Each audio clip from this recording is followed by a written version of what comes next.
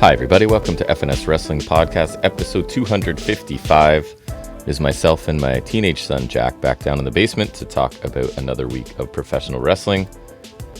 If you're new, there's timestamps to whatever you would like to navigate to. We're going to review AEW Dynamite. We'll talk about NXT. We'll talk about Raw. This week, we're going to preview Money in the Bank that's happening later tonight. We'll preview, Worlds Collide that is happening also today at some point. I mean, look that up. Busy WWE schedule.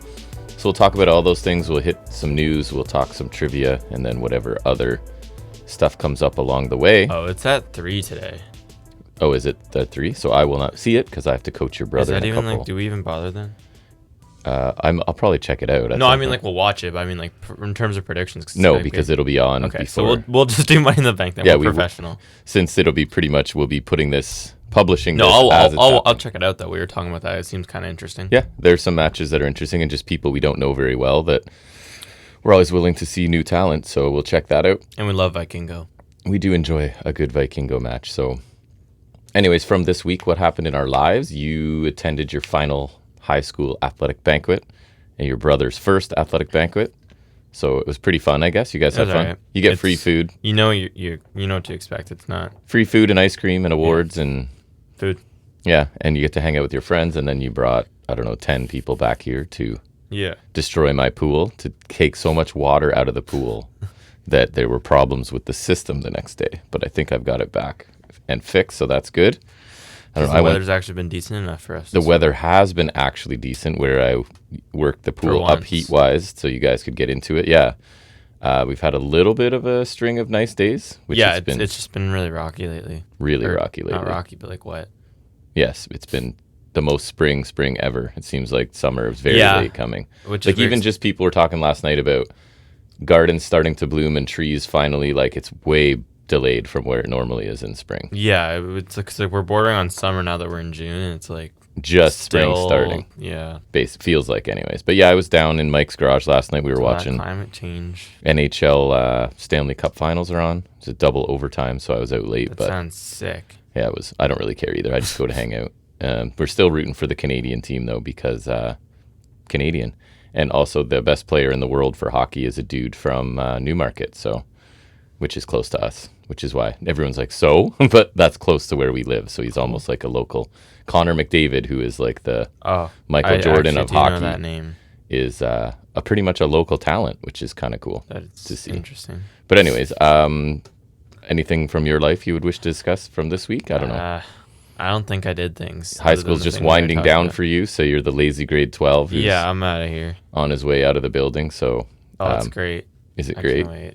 You have no exams, so it means you get like an extra week of... I just got to bang out culminatings, and then I get to roll out and watch the world burn. So I don't know if that's a thing everywhere else, but culminatings are like end of semester, large projects worth a large Makes sense. chunk of your mark. Exam, or even if you do have an exam, but Yep. So that's fun for you. I don't know, same thing. I'm just getting ready for summer to start to ramp up my pickleball playing. I'm recovering from my... whatever was going on with my back/hip/legs. They're still a little bit... my leg's a little bit numb, but functional now. So I'm ready to get back into some pickleball. But I got to coach your brother he's like in a select team, quick little tournament today. So I think I'm coaching that because my buddy Everett can't make it. So I'll be running that show and hopefully he wins something. I don't know what they'll get, but that'll be fun. And then tomorrow, I don't think we have much planned. So we can...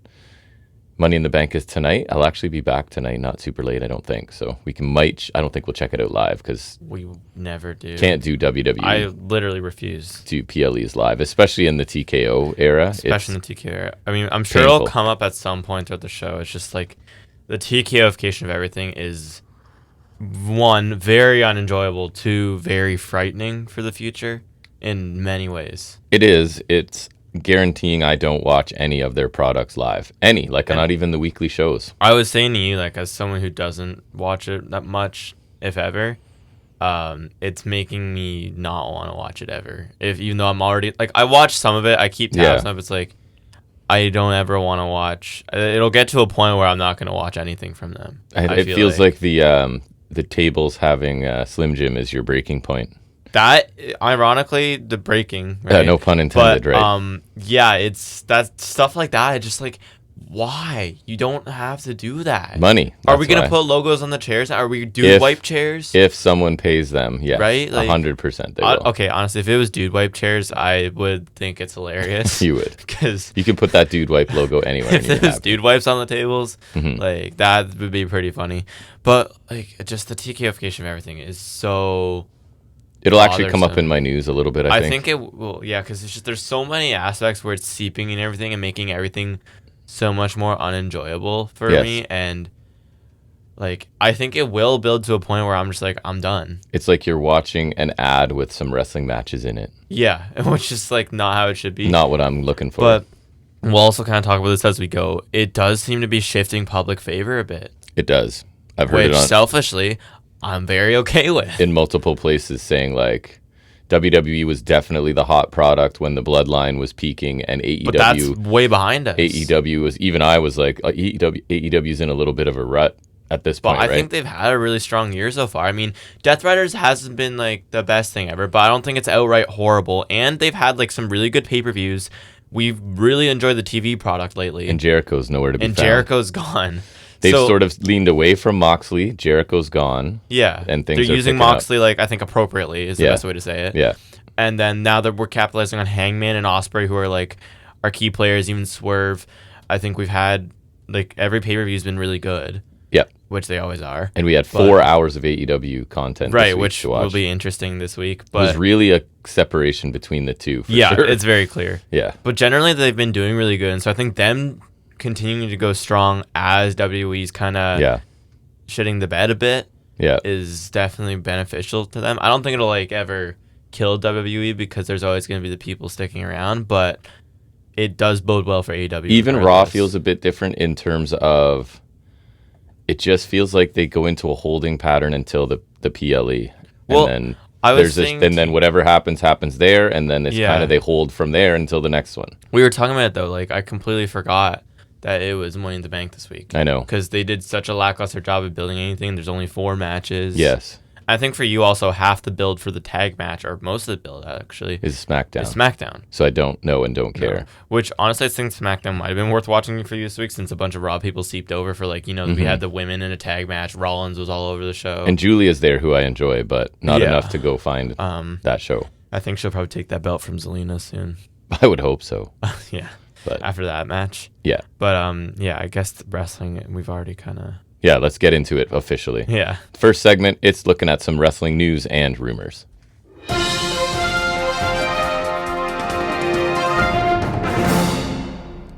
Another not so exciting week of news, I thought. Did we, last week, this was my first question, did we talk about the contract non-renewals? I can't remember when that happened. Truth? I think, yeah. Truth we did, and then probably. Carlito and Valhalla, and then apparently... I knew about Valhalla. Like, Dom wore a That's Not Cool shirt. I heard, of course, They didn't want people wearing Truth shirts. I mean, I feel like that's just kind of dirt sheet stuff, but maybe. I don't know who would actually know that to be true. Yeah, I mean, I don't know. It's maybe logical to assume they weren't happy with people wearing that, but anyways. And Valhalla, who cares? Barely that means nothing to me. Remembered that she existed, to be honest.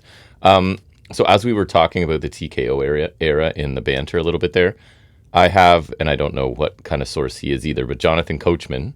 Yeah, like that. I thought that was the weirdest part of this. It was like Coach. He thinks that Triple H will be gone from WWE in 18 months.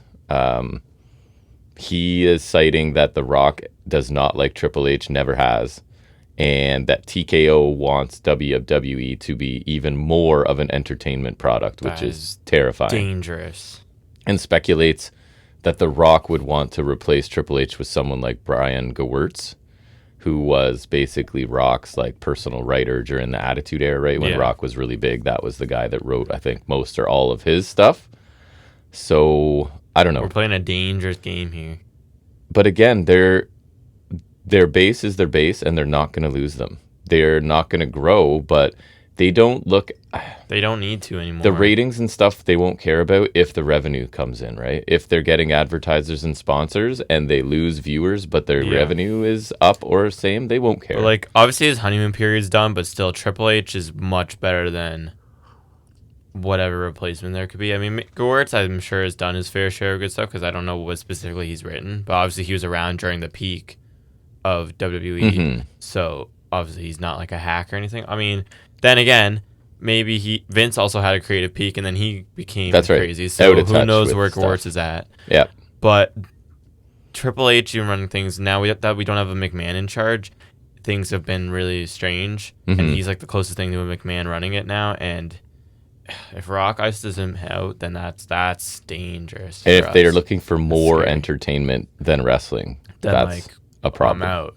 Because it's already too much. I feel like it could get to the level where it brings you back in because you hate it so much and you like to talk about things you hate. I can't do that on a regular basis, though. It's like, oh my, it's at this point, like, why are you even putting on wrestling matches then? If you like, they're so obsessed with making entertainment. Why do you even care about just start producing television shows? Yeah. Like, a bunch of these people are already going to Hollywood anyways. Why are you even bothering with wrestling?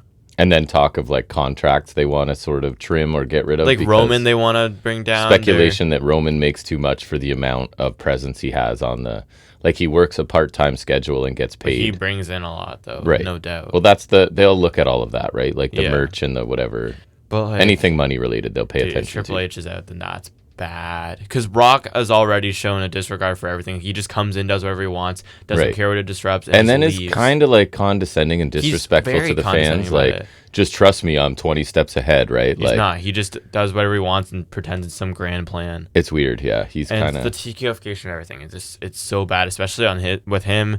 And then there's like all the ads, and now and all the logos and sponsors and whatever, and tickets are millions of dollars and each. We said last week, it's Netflix to blame too. Like, here's Netflix star this person, here's this person who's got a Netflix special coming up. But that's why the TKO era is making deals like that, though, right? Yes. And like, even you were talking about with AEW, the ticket prices were really easy, which maybe it's because like they're not as in demand, but still, that's really good for them. When WWE's like at Mania, you're paying like multiple thousands of dollars to get in front row. You know what I mean? And that's the other thing. And I mean, it's not surprising if you're running a business, but they're fine if the attendance is less and the gate is more, right? They're not looking to make sure... Because they claimed 2 different attendances at Mania and they were both sold out, remember? They're not worried about it being accessible to everybody. It's they will charge whatever they can charge. And that's why they're trying to move it to Vegas again next year. I mean, I shouldn't assume AEW is like, yeah, we want to keep it affordable for the fans because I've got no evidence. But I don't think they've been doing like the crazy dynamic pricing that TKO does. No offense, I don't think they're as money grubbing as TKO seems to be. I hope not. With them moving Mania to Vegas again, and like apparently they're aware that people hate it, but like I'm sure they'll do it anyways. As long as they can say it's the largest gate, they don't care how they get there. If it's 5 people in attendance who paid $12 million each, they're fine with it. Yeah, it's just. I hate The Rock so much. It's very scary. Yes. They're already bordering on something I hate, and now it's like they're just gonna go farther than that deep end. They are. Like, we're gonna get that Logan Paul Mr. Beast match that Omega joked about. Like, we're existing in a realm where things like that are gonna become the norm, and then it's just at that point it's like. But you'll still have the diehard WWE people defend it and say it's better, and somehow claiming that's better. Some people just lock into like the biggest. They are the biggest whatever, right? So they're the ones we like because they win. They win every week. Yeah. So cool. You can have the win and a terrible product, and I'll watch the one I think is a better product that loses. I'm okay with that. It's very concerning, but I'll stick with my pro wrestling over TKO any day. For sure. TKO is pro wrestling's Grim Reaper. What do you have? I only have 2 other. Speaking on WWE, the King and Queen of the Ring tournaments are back, but they're going to do it at Night of Champions this year. So it's still a Saudi show. It's just a different name. Yeah. Which is interesting because the Night of Champions color scheme and logo and whatever is basically the same as King of the Ring last year. It's just they changed it out because they did Night of Champions in 2023. It was weird. It's weird. It's the only thing I would care about. Yeah. But the bit of a format changed this year. So first round matches are 4 ways, and then they go to the semifinals instead of doing like. Because I was wondering why the bracket had so many people, and I was like, that's crazy. But I guess 4 ways, which I don't love just because it's like King of the Ring's always been the singles match tournament. So does winning it get you anything? It's the world title matches at SummerSlam again, kind of like Gunther and Nia Jax did last year. Right. I forgot already. So if, like, for example, if Rollins doesn't win Money in the Bank, I could see Rollins winning King of the Ring. I know. And it feels like they're setting Rollins up. Like, it's so obvious he is winning that then you start to go, he like, maybe he stood tall numerous times on SmackDown. Right. So you're like, yeah. Good news for me and maybe nobody else, but one of my favorites, or a guy I really enjoy at least, Dalton Castle, returned. Oh, nice. In vignettes on Ring of Honor. He It was on Thursday's edition, and the boys were there, approached by a spaceship in the desert. Oh, they got cut, though, And right? then I guess they're back. Yeah. Castle That's emerges from the spaceship, announcing it's time for him to make some noise. So That's cool. he's just so weird and different, He's and he can interesting. wrestle. I like him. Yeah, he just stands out. If it's ROH, we'll never see him, but But if- like he could make an appearance or two. if he ends up getting on to AEW at some point. But I'm happy for him. I just like variety in my wrestling, I like and he seeing him, yeah. is very different. He's for cool. sure. AEW made another new women's signing. It's Alex Windsor, No idea. longtime indie wrestler. She's wrestled for ROH before and on Rampage. RIP. I only note this because she's Mrs. Ospreay. Oh, really? Yeah, Oh, yeah. As soon as so I look yeah. her up, it's pictures with her and Osprey. yeah. So she's Mrs. Ospreay. Okay. That also reminded me that Rampage existed. I was Right. gonna say I miss Rampage, but that's not. That's true. not true. That no is one, not true. No one said that. No. Only other bit I have is apparently, did you see Liv Morgan's alleged stalker was arrested Yeah, I outside did. the WWE I did. TC? Taken into custody, bags of evidence had been collected. I don't know what bags of evidence there I is for don't know if I want to know what bags of evidence stalker, are. but that's good because there are lots of wrestling fans who take things way too far in a lot of ways. So we need to Yeah, find remember these Oscar people. tweeted about something like airport related, right? And Yes. Owens is always saying like, don't. There's some walk out people this that are into this too much. A little bit. Wasn't it Sonya Deville who had someone break Yes, into her house? in her house, yes. Right. And we say this as big wrestling nerds, but I'm also anti-celebrity, so I don't care to meet any of them at all. Even if I do, I don't care that much. No. You used to joke that I was more excited to see like podcasters that I really respected and listened to a lot at shows more than meeting wrestlers because I'd be more nervous to talk to them because they actually do something I want to do and do it really well. So that's all I have for news. Yeah. I don't know what else. I had two more that aren't really that interesting, but I just like they're interesting, just not super news. I always guess. feel compelled to get at least 3 or 4 stories, no matter how Yeah, I have 4. Right? unimportant they are. So Vince sold off $250 million I saw. worth of stock. And so I only wrote, obviously he's done horrible things and we hate him for that, but I hate him more for that because this TKOification we live in is his fault. Yes. Because one, if he hadn't done those things, he'd still be here, which isn't good because he sucks and he's done other bad things besides the Janelle Grant thing and his creative was bad, but then we wouldn't have to deal with this. Or if he just didn't sell it off and let someone else run it, we wouldn't have to deal with TKO. Right. So it is his fault and I hate it. He is a monster, but his departure has led to things we don't enjoy. Allegedly a monster. Sorry, so we don't get sued by anyone. Almost worse things. Alleged depending monster. on like, I mean, his creative was bad, but like, I don't know. Like, it's really tough to say which is worse. I think he was still a little worse, but like, Yeah. we're approaching a point where it's gonna be like, toss He of the was hat. worse booking wise, I'm just talking about my pure enjoyment, right? but this Like, is worse everything otherwise. else. Yeah. Right? Like, and even sometimes Triple H's booking isn't good, so then you have to really ask yourself which is worse. If the booking's not that great, He loves tag teams, right? Like, evidently. no. Last one I had was Goldberg is unable to run without pain, may need to wear a different attire for a retirement match.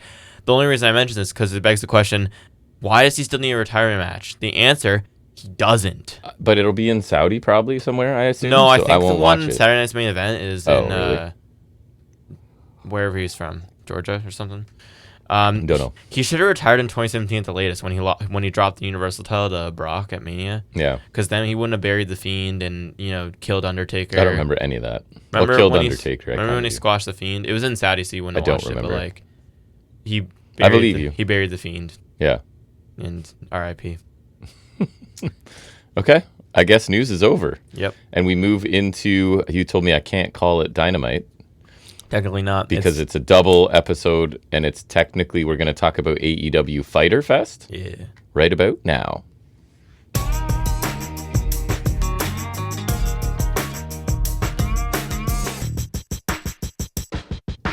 Like we said, this was kind of the tale of two halves, this show. You can kind of see Yeah. the clear division where It things was matter not- and where things don't. Much like the Australia show we had, like our initial perception of the show was not what it turned out to be. Right. Because I thought it was going to be like a super thing, but it was very clearly the two shows A smushed little less together. bait and switchy because I felt like they really sold the one in Australia as something. And Yeah. then it wasn't. Whereas this one, I just didn't know. I didn't know, what but to like I expect. was kind of hoping they could run it like that. But then again, I'm also not big on like how the time slots work and whatever. It felt like the second hour was just kind of filling time a little bit. Second 2 hours. Yeah, sorry, second 2 hours. Third Right. and fourth hour. It was 4 hours.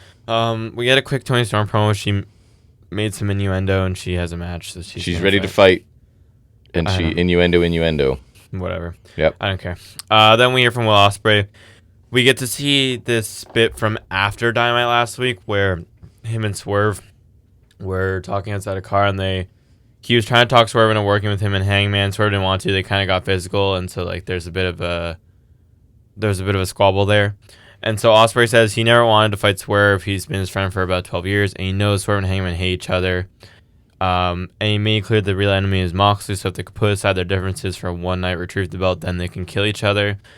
He told Moxley if he hates what AEW's become, he can piss off.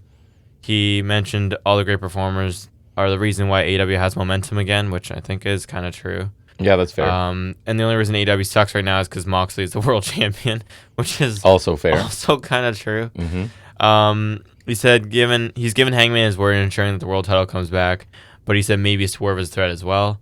He said he can't let Swerve be a threat to Hangman winning the title. He said he loves Swerve and he would take a bullet for him, but he would take a bullet for AEW first.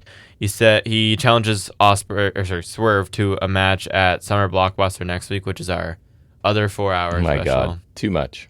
I wonder, because I know it's something like with the network, obviously. Yeah. So I'm curious why, you know what I mean? I'm curious what the issue is. Because I'll complain that 3 hours of anything is too long, let alone 4. So I love AEW, don't get me wrong, but I don't need 4 hours on TV. Yeah, Pay-per-views when it's stacked, I'm okay with, but this is I wouldn't mind this if it wasn't like 2 4-hour ones back to back. Yes, back to back is asking a lot of me. Because then it's like, and it's also because now that I know it's not what I was hoping for. Because if it's like a 4-hour special, like what Saturday night's main event should be, not 4 hours, but like an extended TV special, then I'm okay with it. Like if it's something special where we could get big matches on TV like Ospreay and Swerve, and we get more time to flesh things out, opposed to just stapling 2 shows on. Because I think it's literally going to say it's just Collision stapled to Dynamite. I think the Collision half really should have been used more for something. Literally anything else, right? And not that it was bad, it just wasn't important. It's just very clear that it was a different thing, and the fact that we don't watch it. Like, it kind of made it clear to me why we... Although I think I did watch Collision last week. I did see you watching a bit. So, but even this interaction with Swerve and Ospreay after last week, I think that was on Collision. But we never watch it regularly. No, we do not. Or we cherry pick it, or I just throw it on in the background sometimes. Yeah. So then Crew come out because reasons. Leo Rush talks and says he knows Brits like Will like to talk while he's doing a lot of yapping. He said they just got a 14-hour flight from Japan because they were wrestling there. Not for New Japan, though. I don't know who they were wrestling for. He said Andretti's resting tonight, but Rush thinks the worst thing about AEW is Will's dumbass.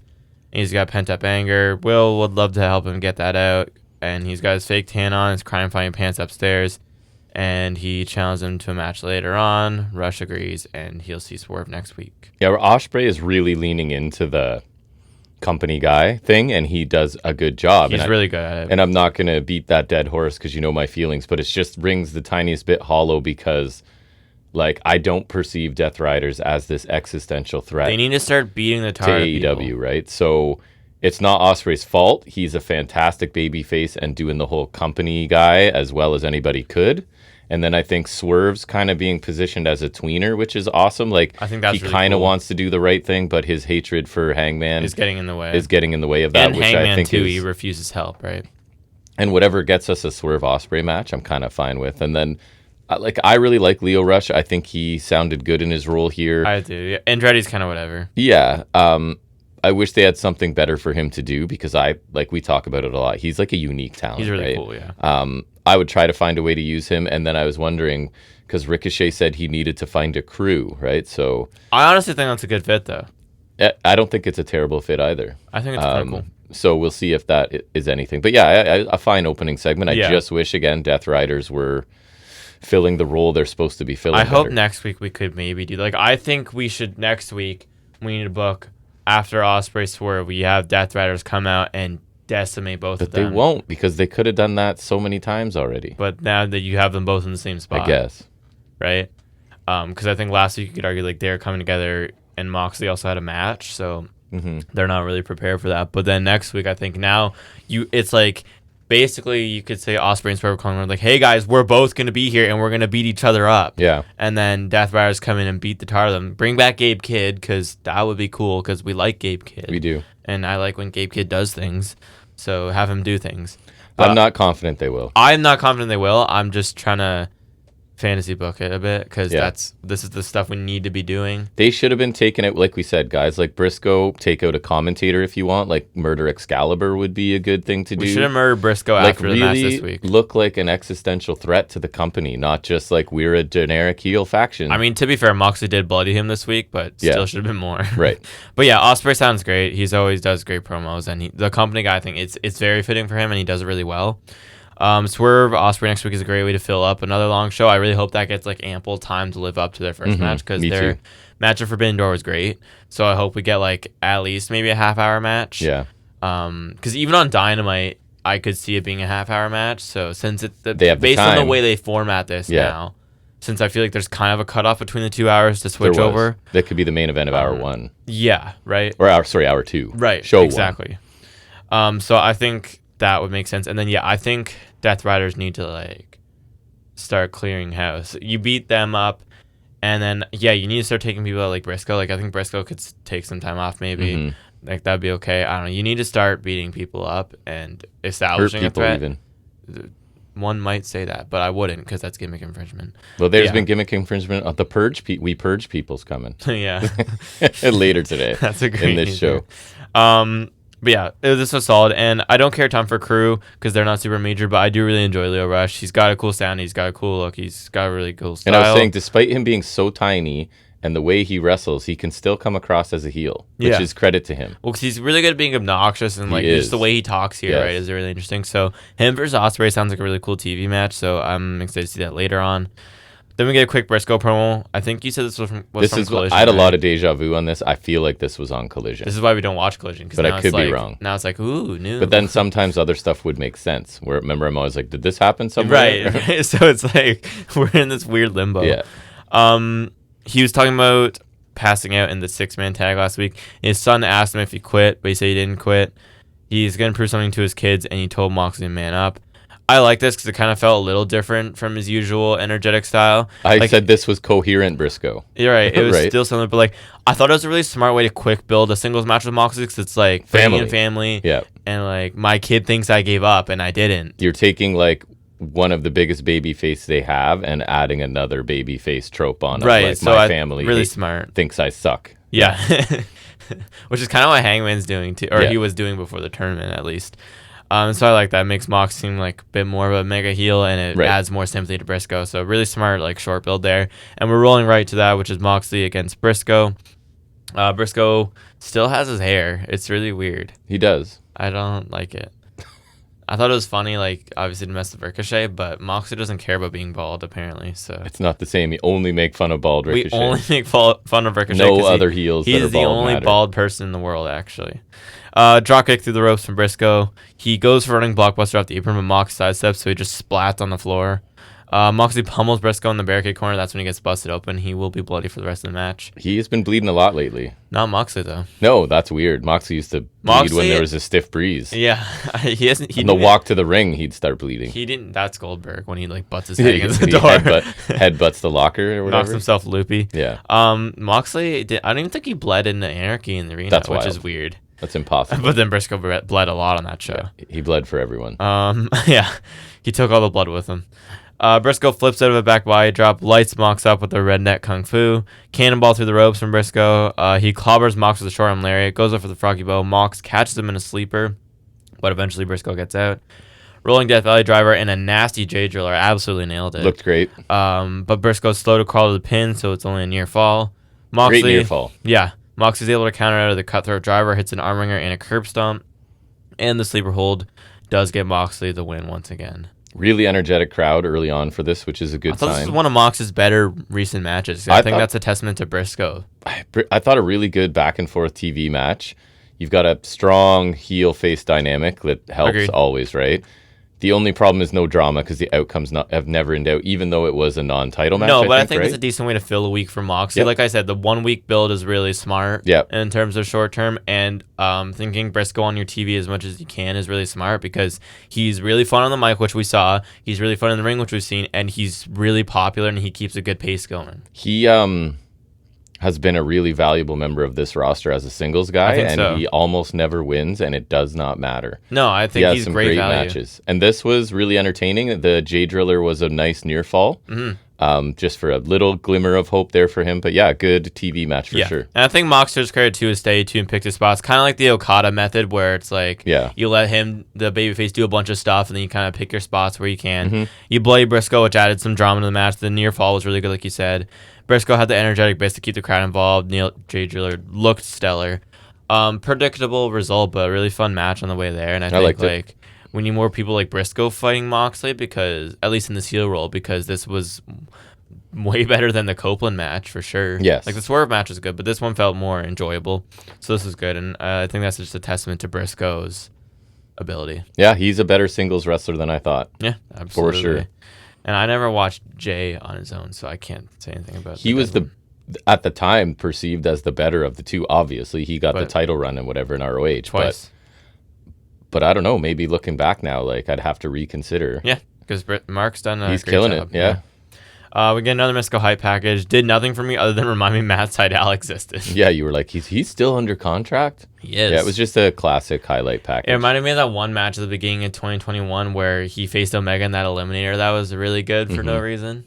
But didn't he botch something in his first match? Yeah, he did. You know what's funny is, because I saw that on the Wikipedia, they mentioned, you know what the kayfabe reason was for that? They actually mentioned it in Wikipedia that he botched it? Yeah, because that was his debut in the Casino Gauntlet. Right. The kayfabe reason was that Michael Nakazawa oiled up the turnbuckle, which I think is pretty funny. Right. Because remember, that was his gimmick with the baby oil or whatever. Yes. So that's actually a pretty funny cover-up for that. But yeah, Mystico is going to come next week, and then we'll flip also around and do later. stuff. Not botch, because apparently he's able to... He got all the botches out of his system in WWE. Like, it's so weird because, like, there were many. He's such a Mexico legend, but then he goes to WWE and just couldn't have a stable match to save his life. And maybe it's the fault of like his competition doesn't do lucha style, or I don't know, to a certain degree. Just WWE in general, but yeah. There's been other people that come and don't botch that much. Rey Mysterio. Yeah. I think like Metalik and Dorado. Yeah, we're fine. We'll see about Vikingo, I guess. Yeah. But then also like there was the match with I think it was with Del Rio where he broke his finger and he was trying to like call it off. He tapped out, like gave up in the match for breaking his finger. So there's stuff like that Cut to JD McDonough. Yeah. Going just, like, come on, man. Or Harley Cameron with a broken nose. Yeah, allegedly. Which, I don't think that's a work. I don't know. There's no way it's because, like, at the very least, it's not a capsule. The way she was bleeding looked pretty natural. There's no way it's a capsule. Anyways, speaking of women's tag matches, we got Toni Storm and Mina Shirakawa against Julia Hart and Sky Blue. Mm-hmm. The Hart always wins, except for when she loses, which is a lot. Which is usually, yeah. Mercedes Moné's watching ringside with a table for one and a steak. Yeah, she's eating a meal like she's at medieval times, is what it reminded me. That's actually kind of funny. That's what it reminded me of. We should do that again. Medieval times was fun. It's a good time. I'd still do that just because like the food's not bad. It's like food in the show. It's just something fun to do. Yeah. It's very pro wrestling. It's like staged night stuff. Yeah, which is kind of cool. It's like pro wrestling. It's the medieval equivalent of pro wrestling. The outcome is predetermined, but the action, anything could happen. It's real, yeah. Right? Yeah. Mina did that twisting splash over Storm's back onto Sky Blue. She did that at Double or Nothing. Remember, she did it over Luther's back on the floor. Right. So same move, but now becoming a thing. Assist with Storm, I guess. Yeah. So I guess it's becoming a thing in like when there's multiple people involved. Blue and Hart hit this assisted swinging Uranagi. That was kind of cool. Mina gets hit with Hart's marshmallow hitting basement lariat. Like it is soft. Like it's like a pillow. Wouldn't crack an egg. It would not crack an egg. The egg would crack her arm. And a PK from Blue for 2. Diving sling blade from Mina. Commentary says she didn't get all of it. She does intend to. Yeah. Toni Storm with the hot tag flurry. Stereo hip attacks from the baby faces. Storm submits Blue in a crossface chicken wing and they win. This was fine. Felt like your typical Dynamite women's match. I thought it was pretty average, and then I thought it was hindered by like the far too frequent cuts to Moné eating or reacting or mugging for the camera. Like, there was no chance there's any flow in this match because And there we were was no cutting to her. real story with her after. Like, No. what they She was were just doing. there. Yeah. So, and as well, and people probably don't agree with us, but the champion of your women's division getting distracted mid-match by wanting to kiss her tag team partner, it's just not, that doesn't work for me, right? Like, we've That's talked one of the about many it things about this character. a million that's little. times. It's not a main event gimmick. It cheapens everyone that kind of comes into her orbit. It's totally, I have lots of time for comedy in wrestling. I have time for her character But, like, it in would be wrestling. have to be so sparing. For Just me. not, it's getting too much exposure for the way it is for me. I agree, absolutely. And the action was fine, but the heels are not super formidable. No. So, True. Then we get an Ospreay interview. He's getting interviewed by Lexi Nair. She mentions the match next week. MJF comes up, telling him to stay out of Swerve's way. He said Swerve and Hangman are animals, so MJF said Ospreay should let them eat each other. Ospreay said, of course, MJF's going to think about himself, and he says he'll think about AEW. He says MJF had no chance of being Hangman on his best day. MJF brings up Ospreay's son, and so Ospreay kind of gets in his face, puts his hands on him, but now he has the Syndicate to watch his back. And so MVP wished Ospreay good luck because they have business to take care of, and Lashley kind of, like, sort of intimidates Ospreay. And the crowd's chanting for Bobby, you can hear at the end of this. I thought this was really cool just because I like that MJF is one stoking the fires a bit because he's an asshole, but also displays how he's so much more comfortable being a douchebag when he knows why he has wanted backup in now. so badly. He now has a couple legit badasses to stand behind him while he says whatever he wants to anyone. Back off, yeah. I think it's also the fact that he also wants to get the fans' appreciation, which I think is funny later because they'll chant for Lashley and Shelton and boo him, but then boo him still. So I think that's funny. But it's also now like he can mouth off to probably all three of the main guys right now and get away with it. Yeah, and his selfishness is a nice direct contrast to Ospreay doing the company guy. Yeah, I think that also makes Ospreay look better. So this made sense. Mm-hmm. Then we hear from the Hurt Syndicate in the ring. MVP talks about Lashley, how he used to live in the Mile High City where they are. They're in Colorado or whatever. They mentioned Mile High City, that specific phrase, a lot. That's Denver. Denver, Colorado. Okay, yeah, there we go. But now Lashley lives in Texas, and he gives a thumbs down for Colorado. MVP puts over the Syndicate as the most dominant tag team champions ever. This is where the best wrestle, but he asks where the best tag teams are to challenge them. No one's capable of beating them. It is valid. MJF talks about wanting his title back, but it means he has to wrestle more. He talks about Mexico's supposed top guy being Mystico. He says he's the best wrestler in the world, not Mystico. He says he's the youngest foreigner to sell out Arena Mexico and says it's because he's a megastar. He mentioned Happy Gilmore 2 coming out because he's in it. He says Mystico's a big fish in a small, sneaky pond, and he'll watch Mystico next week. And if he feels he's worthy, he'll wrestle him at Grand Slam Mexico. So obviously we're getting the match there. Then we have a trio interrupting of Speedball, Commander, and Kevin Knight. Commander yells at MJF in Spanish for disrespecting Lucha Libre. Speedball says they're international killers, and MVP laughs at them. I kind of chuckled at that too because Commander's there. Knight suggested a match against the Hurt Syndicate tonight, but MVP said absolutely not because they haven't earned it, and he suggests they impress them by earning it. They already announced that these three were facing LFI, so I think Kevin Knight's an idiot. Yeah. But yeah, then the Syndicate leave. Thoughts? Too long for what we got. Agreed. MJF, who kind of has had no defined direction, is getting into it with Mystico for his direction was getting in the group, but now it's like, what do we do? Pretty thin reasons for just wanting to face Mystico. But it is one of those crossover shows, so I get why we're kind of hot-shotting it. It's just in kayfabe, it's definitely it's not shoddy. The strongest. Yeah. Cool trios match is set up from this at least, and we've talked about the AEW tag division being kind of thin, especially on the babyface side. So if they want to establish jet speed, then I'm fine with that. And I do like, because Hurt Syndicate's done this before, correct me if I'm wrong, where they're like, they're not avoiding you, but they're just kind of like, you haven't proven anything, so go prove something. Because they do give them the match after. And then they have no problem giving them the match, right? So I like that. It's kind of like, you've done nothing to earn it, go earn it, and then you can have it. I like that.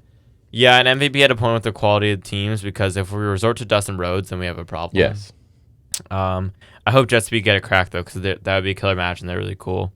And it seems like we get the trios match next week, which we will. But first, we get those three guys against LFI, which is Roosh, Dralistico, and our boy Mordos. I thought Roosh looked like a star coming out here. Roosh always looks great.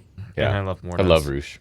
Mordos didn't do as much as usual, but like I thought agree. all of LFI looked great because I thought Dralistico had some sick stuff too. LFI had a corner blitz and then triple basement dropkick to Speedball, just absolutely scorching him. They lift him up in like a 3-man military press and throw him out onto Knight and Commander. Commander springboards on Morris' shoulders, jumps off into a DT on Dralistico, and then a crazy fast tilt whirl into a poison Rana on Mordos. Dralistico nails Commander with a crazy springboard destroyer. Looked perfect. Did look awesome. Roosh got the better of a strike exchange with Knight. We had stereo dives to the outside from all the baby faces. Moonsault knee drop on Mordos for 2 from Speedball, but Roosh breaks the pin. Then he does like a crazy corkscrew sell on a lariat from Mordos, like absolutely like inside out all around there. Crazy looking. He hits a nasty kick to Mordos, then pops Knight up for a lariat. Commander takes out Dralistico and Roosh with a rope walk, like the spaceman plancha dive he kind of does. Then Mordos gets hit with a crescent kick from Speedball, and Knight's UFO splash, and the baby faces pick up the win. Then after the match, Hurts and Nikadu come out. MVP says he's impressed, even though they got their ass kicked most of the time. They pulled it off. They have won the prize, which is the match next week, so it'll be Jet Speed and Commander against the Syndicate.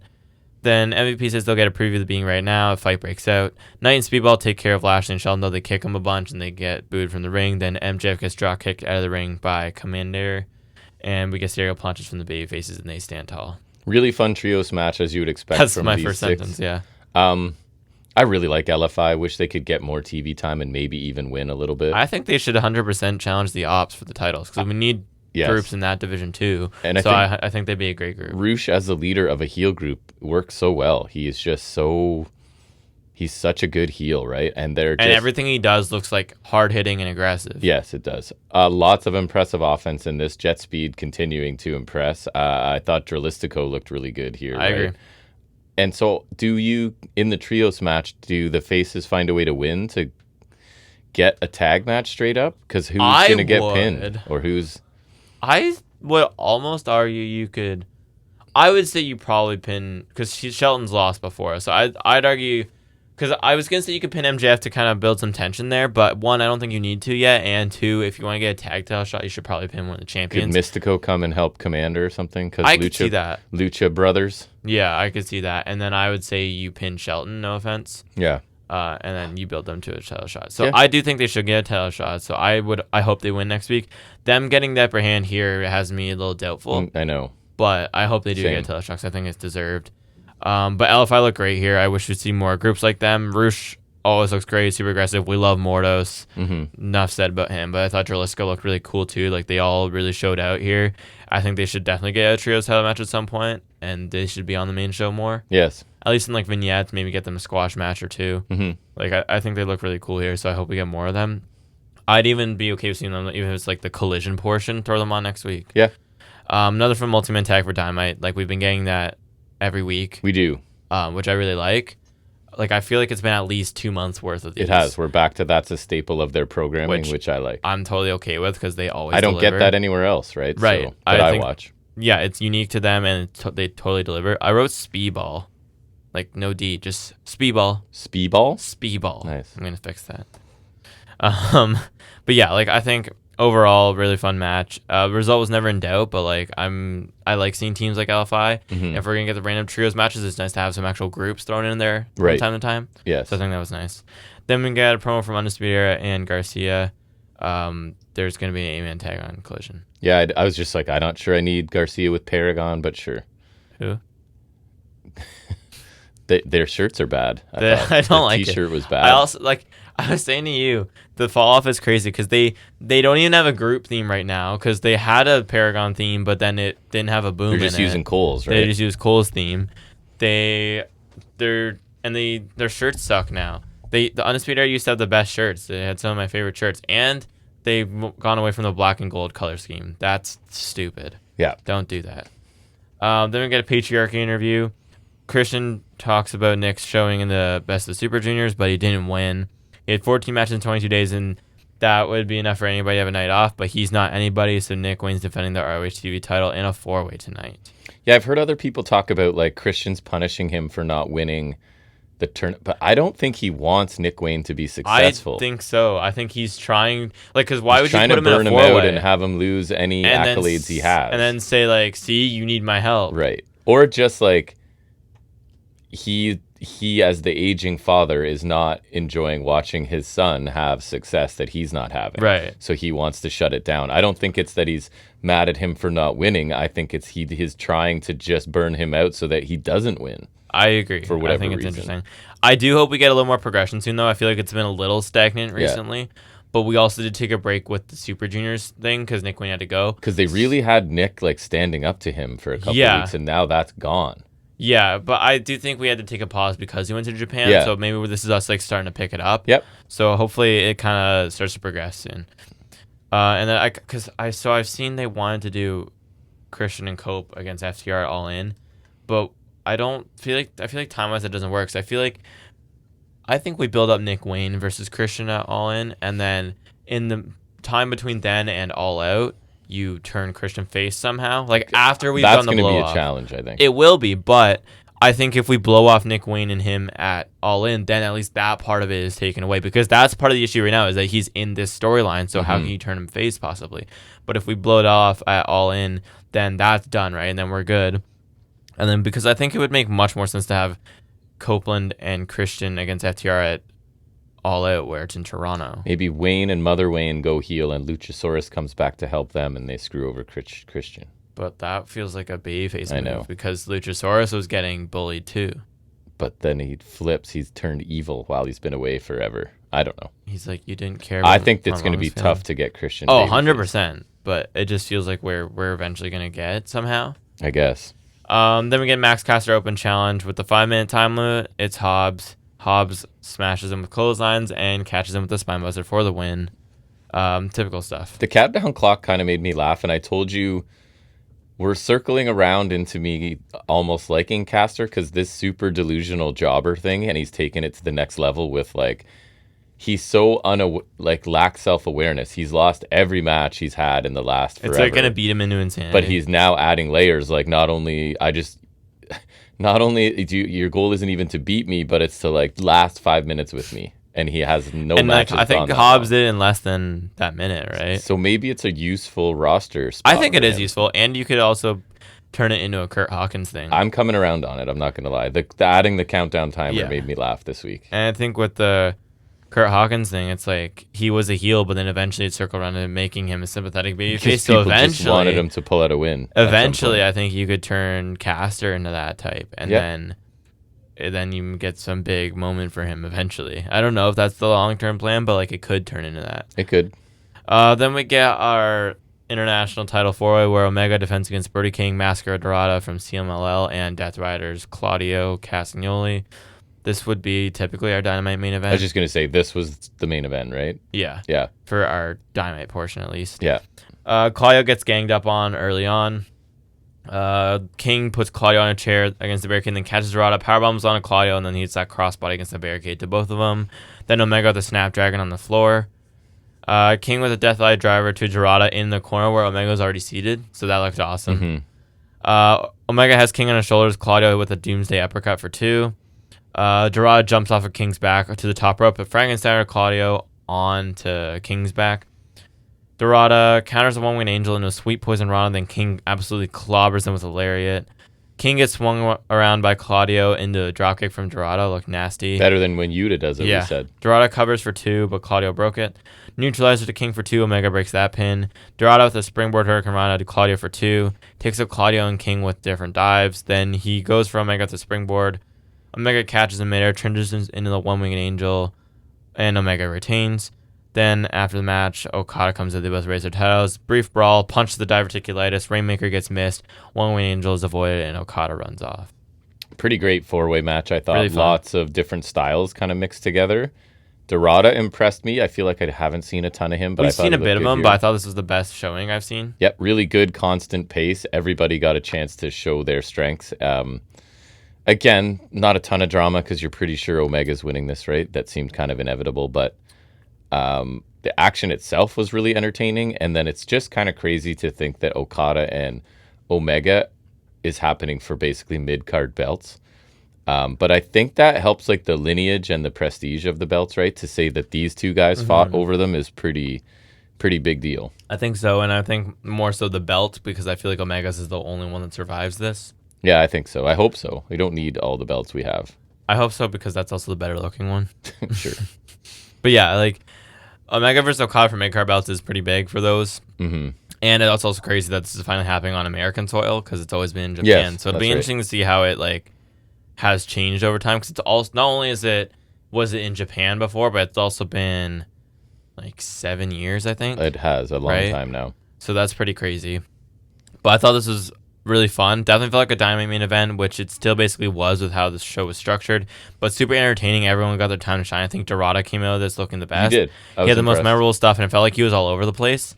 Finish was really well done too. Omega with the strength transition in the One-Winged Angel was really cool.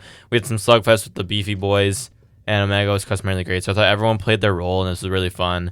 It was always going to be title retention, but like a good defense for Omega. Yep. And I like getting TV title matches from him. So it was a fun change of pace. It was. Then we get a Ricochet promo. He says he's going to be watching tonight. He's looking for his faction. And so it was basically the same stuff he said last week. It felt like in lieu of the usual Collision opening. Yeah, and I'd noted too, there was FTR does things with luchadors, and you said, I wrote Jack not even writing this down. Yeah, it was just a package to summarize. And Ricochet's just still recruiting. That was the point of that little bit there. Recruiting? Mm-hmm. That's right. Speaking of crew, we get Leo Rush versus Will Ospreay next. We have Rush and Bruce on the same show. I know. I just had to add my notes Leo because I had Rush there and was going to get confused as we went through here. Ospreay versus Bruce would be awesome, though. It would be awesome. Huge back body drop from Ospreay, and then he goes for Hidden Blade. Rush bails out of the ring. Low pace suicide dive from Rush, which he always just like comes in so like it's like a bullet. Yes. The way he comes in on those. So fast. Great back and forth, ends in a poison Rana and the bottom rope springboard stunner from Rush for 2. Ospreay catches Rush off the middle rope with a cutter, followed by Oz cutter for 2. Sasuke special for Ospreay with ease. Rush counters Stormbreaker in a wicked DDT and hits the final hour that Frog Splash he does for 2, which I always really like. The finish comes when Rush gets caught trying to use a chain. The ref takes away. Ospreay pops him up. Styles Clash gets the win. Crew attack him after the bell, but Hangman comes down for the save. Yeah, another strong match. I thought predictable outcome. Obviously, great TV match though. And it was something what I like that wouldn't have felt out of place on Dynamite too. I still think, it felt like Dynamite. Like this was in the third hour. Yeah, but it felt like on par. It did, and I always enjoy both of these guys in ring. It didn't disappoint. The aftermath shows us, right, we're getting that Hangman does have Ospreay's back. I really like that too, to show that it's both ways. But to nitpick, I would have had Hangman come out, chase Crew away, but then just stand there rather than... I thought him going and like kneeling down and checking on Ospreay was a little too far. I wanted him to feel like, I'll come down to save you from a beatdown, but that's it. And then kind of look conflicted in the ring a little bit. Yeah, but Hangman's a nice boy. So he's a good old boy. He is, but I would rather it's still more of a slow shift. You know what fair. I mean? But I do really enjoy the story involving Ospreay, Hangman, and Swerve. They found a way to weave 2 mega baby faces together to almost like share the spotlight, and then Swerve's kind of there as a tweener, and it's like you're keeping 3 legit main eventers in the spotlight at the top of your card, which isn't easy to do. And if you want to include Mox and say 4, even this isn't peak Moxley, like that's a pretty cool way to have 4 guys who could all be the face of your company, arguably, right? Yeah. In the mix at the top of the card for weeks and months or There's whatever. that, and combined with the fact that 2 of them were in like a blood feud not even a year ago. And to like weave it together, and you're not disregarding that either. We're not disregarding, we're including it. And to weave that together in a way where not only it like makes sense, but it feels right, and like it works for the story, where it doesn't feel unnatural and doesn't feel like we're discounting all this history. Like we're working into it, and to get it to a point where it's gonna make sense for them to work together is really a testament to their storytelling. I think it's really smart, and the strength of the performances of those 3 is what's really getting it through. And this would be a storyline of the year contender if Death Riders were being executed better. And it's already still really good, and I'm enjoying just the stuff Swerve, Hangman, and Ospreay are doing separate from Death Riders is really enjoyable. So if Death Riders were really executing it would be amazing, but I still think it's really good. I agree. But really fun match. I'm glad at least the 4-hour show got us to see Rush a couple times. Because I think he's really cool and he's fun to watch. Ever since he's come to AEW, I think he's been really fun to watch. He never had a chance of winning, but it was an entertaining match, so that's all we needed from it. And I like Hangman coming out after, kind of, so that it is a united front. It's not just Ospreay backing him because he's the challenger, but he's going to have Ospreay's back too. Hangman does stay out after because then he cuts a quick promo. He says he appreciates Ospreay's help, but he's going to become world champion on his own. And he makes another promise. He says he'll never take help from Swerve Strickland, and he'll roll into Texas and win the world title. Then we have Moxley come out to kind of stand off with him. Yeah. And the Death Riders slowly circle around the ring, but Ospreay comes back out with chairs to kind of ward them off. Yeah. So like it's Hangman is like, yes, I'm willing to work with you and help you, but Swerve is a bridge too far. I like I'm that. not ready Makes for sense, that. right? See, like we're still kind of honoring that. I would have liked it if Mox straight up attacked him from behind and like beat him up a bit. Like it's things like that. Like he needs to actually start acting a bit instead of just standing there and they intimidating kind him. of shifted to like chicken heels a little bit, right? At some point, It's where weird. Yeah, because I liked when they were choice. beating tired of everybody, and we had like people waiting in the parking lot to beat them up. Like and then they just started to run away from people. Yeah, I think we moved away from that for some reason. Solid promo from Hangman. It was pretty quick, straightforward. Continues the story we're on. And he's laying it on thick. They won't work with Swerve because, of course, we're going to get there eventually. We will. I like they're working together, but Death Riders need to beat the shit out of one of them to establish more threat. I don't care which one of the three gets beat up, but someone needs to get beat up. Right. I'd like literally beat up any of them, but I would like one of them to get beat up. Yeah, we need... Death Riders need to show some more strength somewhere. Or beat all of them up. Pick a week, beat up each of them. So next week, actually, like I said, next week you beat up two of them, or one of them worse. But they someone should be gets beat finding like clever ways to isolate them and get them somewhere alone, right? And then jumping I like them. that. But literally, like I said, you have like a big target, like with the sign that says, "Hey, we're gonna be here because we're wrestling each other and we're fighting each other." Yeah. So you need to beat them up, and then honestly, I think at some point we need to run a beatdown angle on Hangman because I think him running into All In with an injury would also kind of ramp up the drama. Like, obviously the taped ribs thing is cheesy, but something like that I think would kind of amplify the stakes and drama of that match. So I think we need to establish some more threat somehow. We get a quick Callis promo.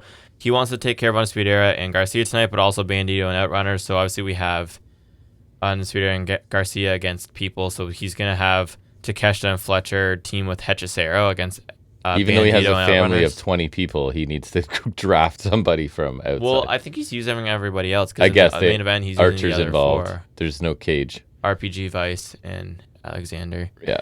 I can't believe I just said that name naturally. You did. It's flows. Yeah.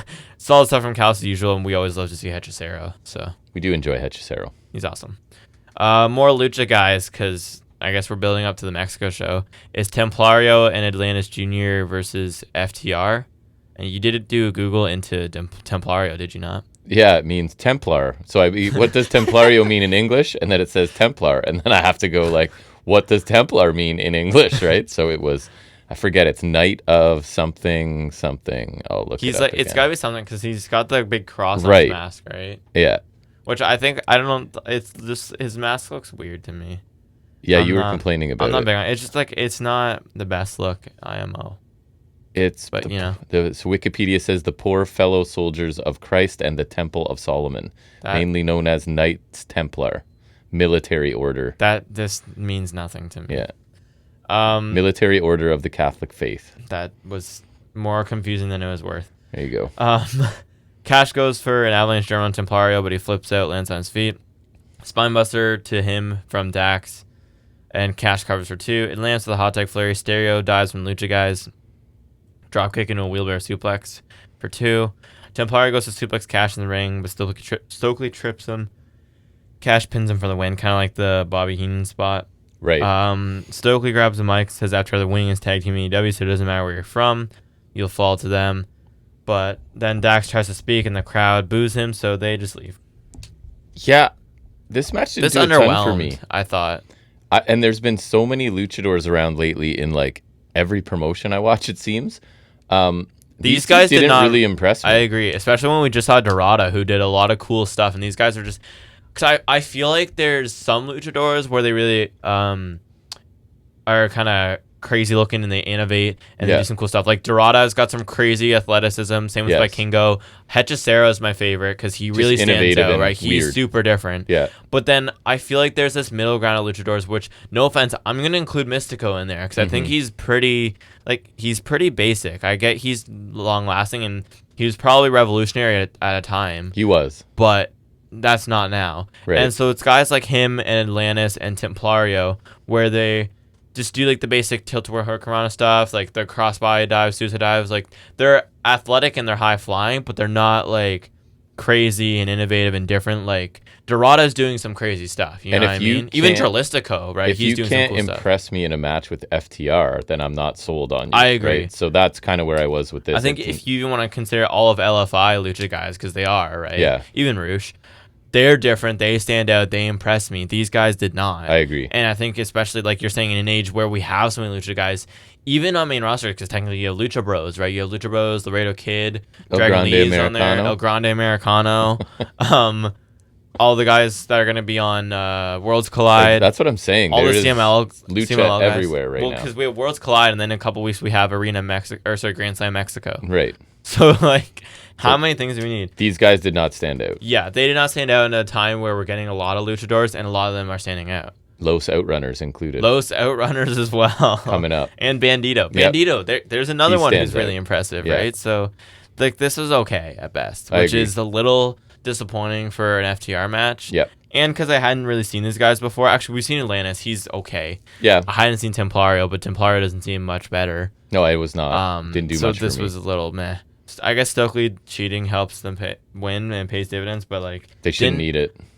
It didn't feel like a match where they needed to cheat. I hate to be that guy, No, but but like They're cheaters, so they cheat whether they need to or not, I guess. yeah. But And I think one thing I can say as a bit Cheaters of a be knock cheating. on the Lucha guys is that they had a better match with Garcia and Nigel McGuinness, who doesn't wrestle a ton. right. So that's kind of telling. We get a quick Tekla package, and then we get Bandito and Los Outrunners against Hechicero, Kyle Fletcher, and my boy Takeshita. We had a great exchange early on with Bandito and Hechicero. Turbo Floyd gets the hot tag. I think he should have been like El Turbo Floyd or Senor. They went Los Outrunners, but then didn't. Senor Floyd. Right. Rope walk, arm drag from Floyd. Bandito goes for Torch Rack GTS. Takeshita gets out. Blue Thunder Bomb for 2. Outrunners at Fletcher with a tandem suplex, followed by a frog splash from Bandito, but the other two guys break the pin. Fletcher and Bandito go back and forth until Fletcher counters a moonsault with a perfect mid-air super kick. Nasty. There was also a crazy like stalling suplex counter from Fletcher where like he had some really crazy strength. Poor Bandito takes a step up knee in the corner from Hechicero, then double kick in the corner from Fletcher and Takeshita. Just not where you want to be. Outrunners do the handshake thing, but they take half and half suplexes from Takeshita and Fletcher.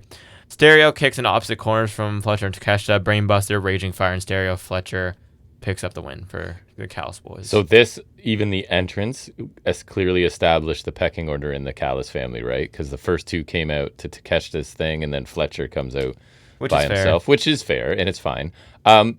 Outrunners are kind of small dose team for me. I like them because I don't see them a lot, so But I was I'm okay with seeing them. for sure most engaged with Bandito in the ring. He and Fletcher Absolutely. had a sequence that was pretty fantastic. Yeah, they had a in really there. good sequence.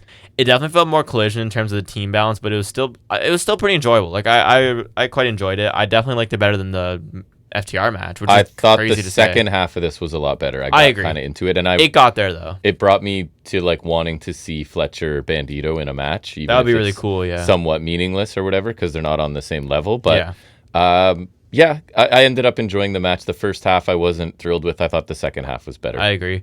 Cal Squad looks strong. It's two of our favorites in Hechicero, who's one of our favorite like guest appearances. Yeah, he didn't stand out as much as sometimes. No, in not this as much as either. usual, but he still did some Maybe of his just too cool many stuff. people involved for Yeah. him to get much time. Outrunners are decent value too. They had to take the fall, and they're decent fun. So I have no problem with them because they're not overstaying their welcome or overextending themselves like Storm does. Like Tony Storm. These Yeah. are not the face of the tag division. And they're also not on Dynamite every week. Right. We rarely see them on Dynamite. They're mostly on Collision, Yeah. which is fine. And I thought it was a killer final stretch for the heels as well. We had Bane and Ford beating up Anna Jay. Ty Mello comes back with a pipe. The comical lead pipe. She probably borrowed it from Harley Cameron since she's gone. And Mello has a bit of a new look, right? She had some aggressive paint. makeup. Was that face paint, we can say?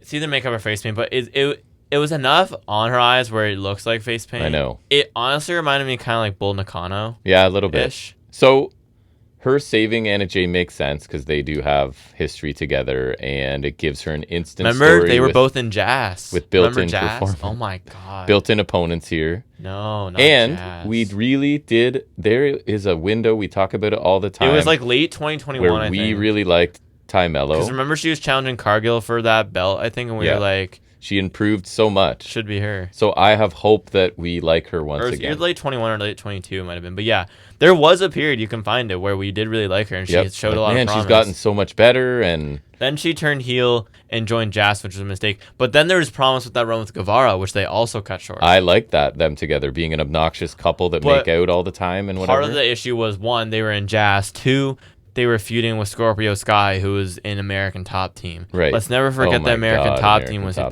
was horrible. That ruined Men of the Year. Men of the Year, Scorp and Ego should have been a really great team. American Top Team to me was like such a waste of time. But it was really an odd choice from. It just felt like somebody outside this company made that decision. I think they wanted that MMA crossover, and it was because remember they had Jorge Masvidal and other people. Paige Van Zandt. Remember she was signed and never wrestled. Feels like a TKO. Oh, 100%. More than not even just because it's MMA. Felt really out of place. Yeah. And it was terrible. And it ruined a team that I thought had a lot of potential because I thought Scorp and Ego were really cool together. And they had an awesome theme song. That's right. You loved it. Which I still listen to. Anyways, this is fine. It's cool she's back, but she was kind of lame last we saw her, so I got doubts. And it worries me with the timing since we've been talking about those women's tag titles. It's like, right. Let's just not.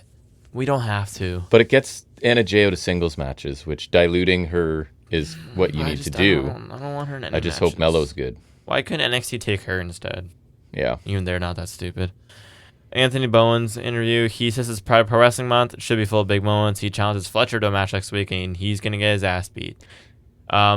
Basic, but that should be a cool match. No offense to Bowens, but this is where I put in my notes. It's strange that the collision half of this episode does feel less important.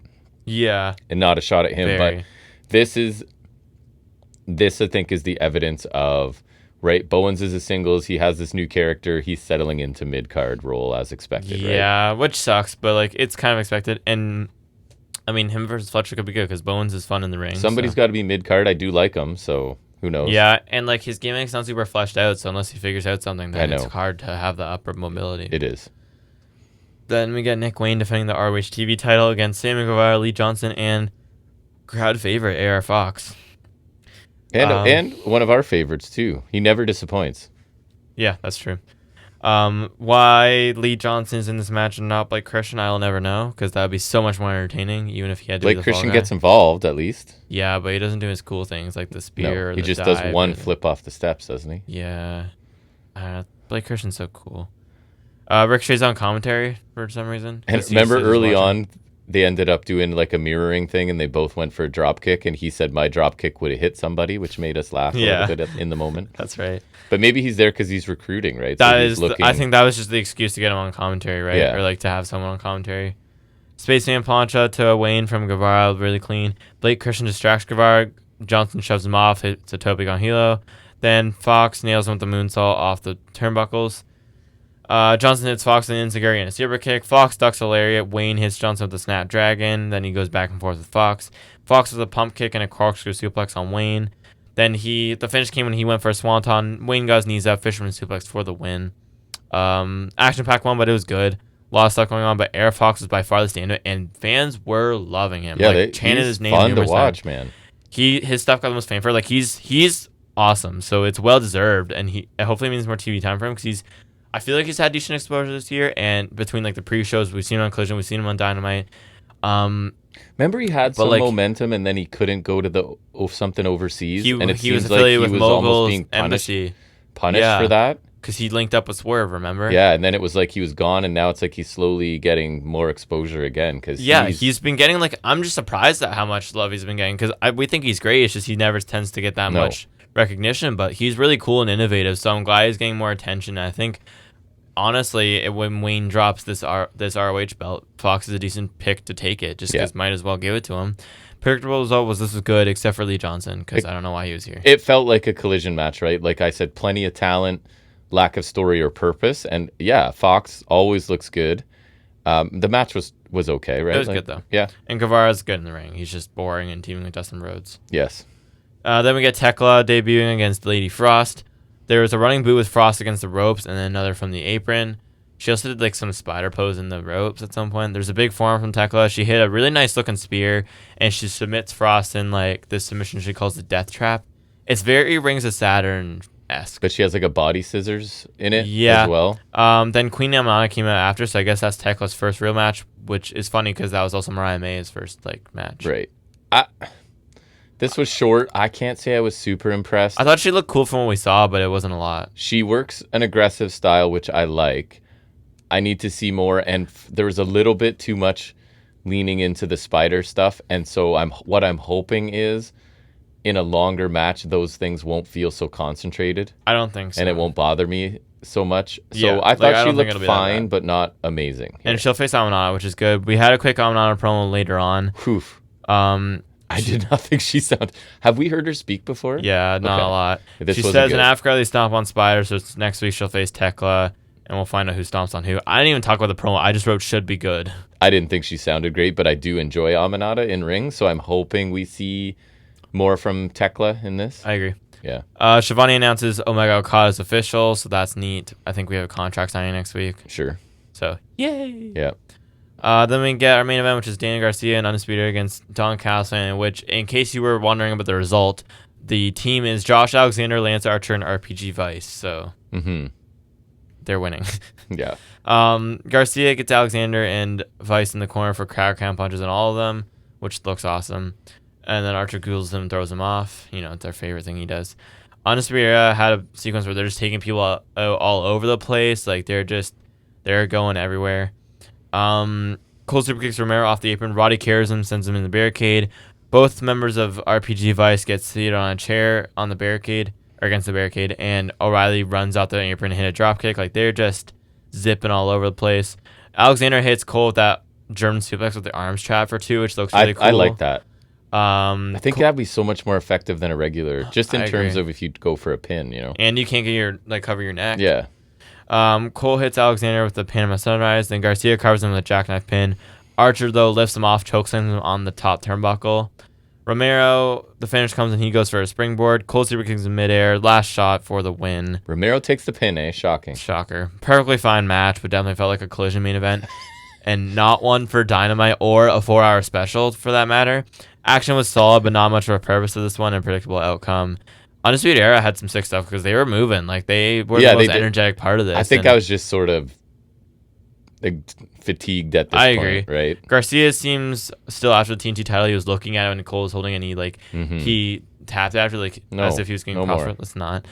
Fletcher also came out afterwards, so I could see Fletcher maybe winning it in a 3-way, pinning Garcia. Yeah, I laughed because you said my line is a fine collision main event, but a collision main event nonetheless, right? Which is basically what you were saying. So there was some good action along the way, but again, I was just kind of, I don't know if I was as checked in as I would be if this wasn't at the end of 4 hours that we did pretty much watch in one shot. We did. Right? Which for us is and I would have, to keep my interest level, I would have put the 4-way and swapped the 2 main events. Yes. Because then at least it's then I have a reason to be watching at the end. Yes, I agree. So, I don't know. I'm hesitant to rate this show. It's tough for me. I'm going to make an attempt, so if you want to Okay, go. You go first. Okay, so I think this was definitely an interesting prospect overall, like a solid show. It was definitely of 2 halves, but on the whole, I think solid. I don't think you can ever say it was amazing because of the collision half. I agree. But I think the Dynamite half was really strong, and then the collision half still had its ups. And nothing outright bad. True. But just unnotables. I'm on board so far. My one big knock would be it was very clear which was which, right? There was which we talked about. The collision, quote unquote, half, like I said, had some notables, but Dynamite was much more important and less inconsequential. But so for the matches, they overall delivered. And since it's long, I'll just mention my favorites, which I think were Rush Ospreay, the 4-way, the LFI match, and Mox Briscoe. That's fair. I think those were all really good, with the 4-way being the standout. All their other matches were okay at worst and good or fun at best. Mm-hmm. And the only other notables for matches being Tekla's debut was solid and Fox being really over in his match. I liked everything we got with Ospreay and Hangman because that was kind of multiple parts of the show. That's the biggest story for me. And a solid Hurts, I think, a segment. We had some other good small ones sprinkled in, but I think another major critique of the show is that I think we were lacking another major segment for such a long show. And I did not enjoy the Hurt segment. Was too long for me. Yeah, and not important enough for a long segment. A long segment to get us a Mystico and MJF. Yeah, like next week we have the contract signing, which is the kind of segment we need. I think we need some sort of Hangman Ospreay swerve in-ring thingy. And that would also be nice. It had its ups and downs, but overall a solid show. Definitely not a regular type thing, but I think it was okay, like decently done given the circumstances. Because I don't think it was their choice to do this, obviously. Right. I think it's a much better occasional concept if it was worked like one big show, which it wasn't, instead of feeling like two halves. And it sucks that it's next week already. Like I'm okay with trying this idea again, just not next week. I agree. Consecutive is not necessary. But maybe the one linear show thing doesn't work with the time slots because again I don't know.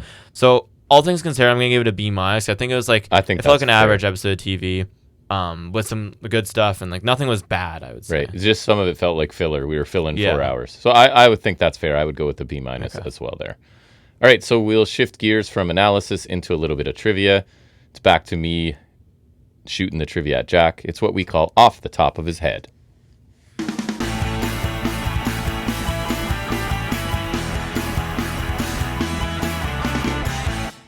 This might be a combination of a couple topics. I went with Money in the Bank, obviously, because I try to be timely.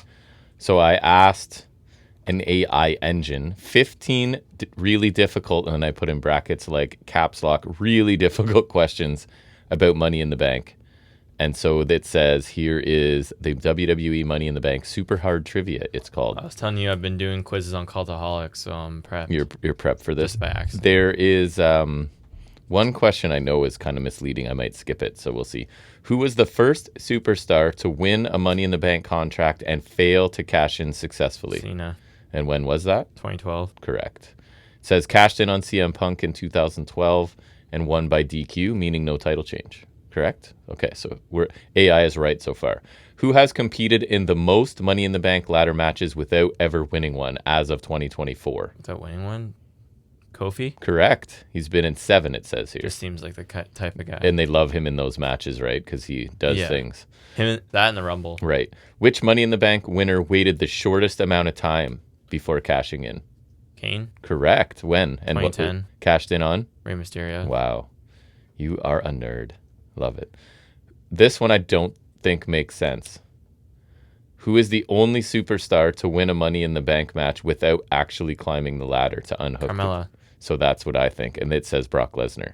And even I know that's not true. He did. Because it he says... just wasn't in the match, technically. So, and then their own thing, their own response refutes the question. So it says Brock Lesnar entered late in 2019 and climbed unopposed. That question does actually work because Ellsworth climbed the ladder for Carmella. Well, and the question says without actually climbing the ladder, and then their answer says he climbed unopposed. So come on, AI, do better. Who won the 2017 Money in the Bank ladder match only to have the briefcase taken from them and recontested the same night? Carmella. Correct. And that was because of Ellsworth, right? Yeah. Where she didn't climb the ladder. Right. Which superstar won a Money in the Bank match at WrestleMania and went on to lose the cash-in at SummerSlam? Lose the cash-in at SummerSlam? If this is correct. I don't think so. They're saying 2013. Won the briefcase at Mania? Mm-hmm. Nuh-uh. The last time they did briefcase at Mania was 2010. Well, then who won that year? Ziggler or Orton? They're saying Sandow. He won it at Money in the Bank. Oh, wait, no, it'd be Orton or Sandow then, yeah. But he won it at Money in the Bank, and he failed on Raw. Okay, so they're close, but wrong. What was unique about Otis's Money in the Bank win in 2020? Oh, like the briefcase fell, remember, and he caught it? Yes. AJ grabbed it. And he eventually... lost it to Miz. Right. Which superstar has cashed in the briefcase twice? Technically. Punk? They're saying no. Do the Punk Edge. Won the first in 2005. Okay, so Edge. And then how was the second one? He took Kennedy's briefcase. There you go. They misjudged his injury, so they got it off of him. But technically, like, Miz won Otis's briefcase, so he's cashed in twice. Punk won it twice, so he's cashed in twice. Faulty question. Who was the first woman to cash in her Money in the Bank contract on the same night? Alexa Bliss. Correct. Cashed in on who? Nia Jax. What year? 2018. Yes. Ronda Rousey was in the match. Which Money in the Bank cash-in was the first to take place at WrestleMania? Rollins. In what year? 2015. Correct. Mania 31. Which Money in the Bank winner's cash-in match became a triple threat mid-match? Rollins. But also McIntyre. Inserted himself into what match? Brock and Roman. Correct. I mean, remember McIntyre did it last year and then Punk screwed him? So yeah, but this is as of 2024. Or was that 2024? That was 2024. So I guess it depends on the month. Which Money in the Bank ladder match featured 10 participants, the most ever? Is that true? 2010. Yep. And what? May 26, right? Who won that one? Swagger. Right. He took forever to unhook the briefcase. They didn't list all 10, but they said it included Kane, Matt Hardy, Christian, and more. McIntyre was in that one, I think. Nice. Who won Money in the Bank? Who won the Money in the Bank briefcase in a match that included both WWE and ECW talent? Punk? Says no. He was aligned with ECW at the time. That still sounds like Punk. No, because he would have been out by then. RVD? Yes. Okay, that makes sense. And then related to that, because I know you know the answer, so it doesn't matter if I'm giving it away. Who's the first person to announce their cash in ahead of time and still win? RVD, because Cena did that, but then he failed. And then RVD, I remember, announced it for One Night Stand, right? Strowman also did it, and then he failed as well. Which Money in the Bank holder failed their cash in because the referee refused to ring the bell due to an attack before the match started? Brian? No, they're saying. Ziggler. No. 2017. Oh, Corbin. Yes. So Cena distracted him and Jinder Mahal pinned Corbin quickly. That would imply the bell rang. I guess. I don't know. I don't remember. I do remember that happening. I don't remember the ref part of that. And then I asked for it. I'll cherry pick some. Oh no. I asked. I thought it was something else. I asked about custom Money in the Bank briefcases. So we'll see. Who was the first WWE superstar to redesign the Money in the Bank briefcase? RVD. Correct. Which Money in the Bank winner carried a bright red briefcase with their personal nameplate and symbols? Bright red. Red leather briefcase with a nameplate reading. Oh, Sandow? Yeah. I just didn't think it was red 'cause it's like brown. The intellectual savior. Maybe AI's colorblind. Imagine. Who replaced the traditional briefcase with a lunchbox? Otis. That was funny. I knew that one and this one. Which superstar's Money in the Bank case was turned into a boombox? Brock Lesnar. Why was that a thing? I don't. It doesn't relate to his character at all. I remember it was so weird. Who introduced the Money in the Bank women's case with a white and gold color scheme? Carmella? Yeah. Because she was the first to hold it. That's right. She didn't introduce it, though. Who accidentally broke their Money in the Bank briefcase on screen, exposing the contract inside? Priest? They're saying Kennedy. I don't know. I don't know. I don't remember that one either. I don't. Who decorated their briefcase with bumper stickers and slogans? I don't know. Also Kennedy, if that's true. I know he had one that had his logo on it at one point. Who misplaced their briefcase backstage as part of a storyline? Biggie? Otis. Oh. Maybe. Because I know Biggie has stolen. And there's any good ones? What was unique about the 2020 Money in the Bank briefcases due to the pandemic era production? Oh, they're on the roof of headquarters. Right. That's exactly correct. Something unique about the briefcases, more so the match. Yeah. All right, so we sort of combined two trivia segments there, and you did well because I figured Money in the Bank's happening. I don't want to do it after, so we threw those in. Good job. All right, so we'll shift gears back into talking about more wrestling shows from the week in what we call Highspots and Restholds.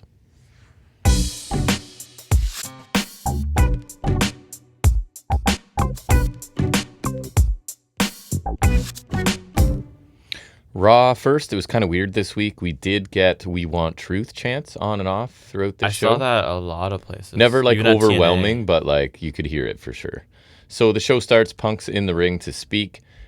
He does some pandering to the basketball fans. I assume this was being held in Oklahoma City as they're just starting the NBA Finals. Lost game 1 on a buzzer beater. Exciting game. But anyways, basically he'll win Money in the Bank and either take the title from Jay, nothing personal, or Cena.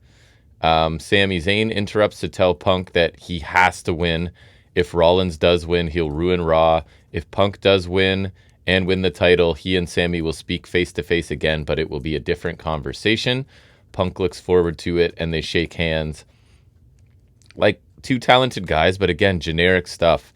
It's kind of funny because it's Sammy going, if this happens, and then this happens, and then this happens, and then this happens, then you and I are going to have a match, right? So it's kind of like, if 20 other things happen first, be ready for me to challenge you, when he just turned down a free trip to SmackDown and a title shot immediately. Instead of needing 18 different things to happen, he could have just been like, sure, I'll go there, right? If it's so important to you.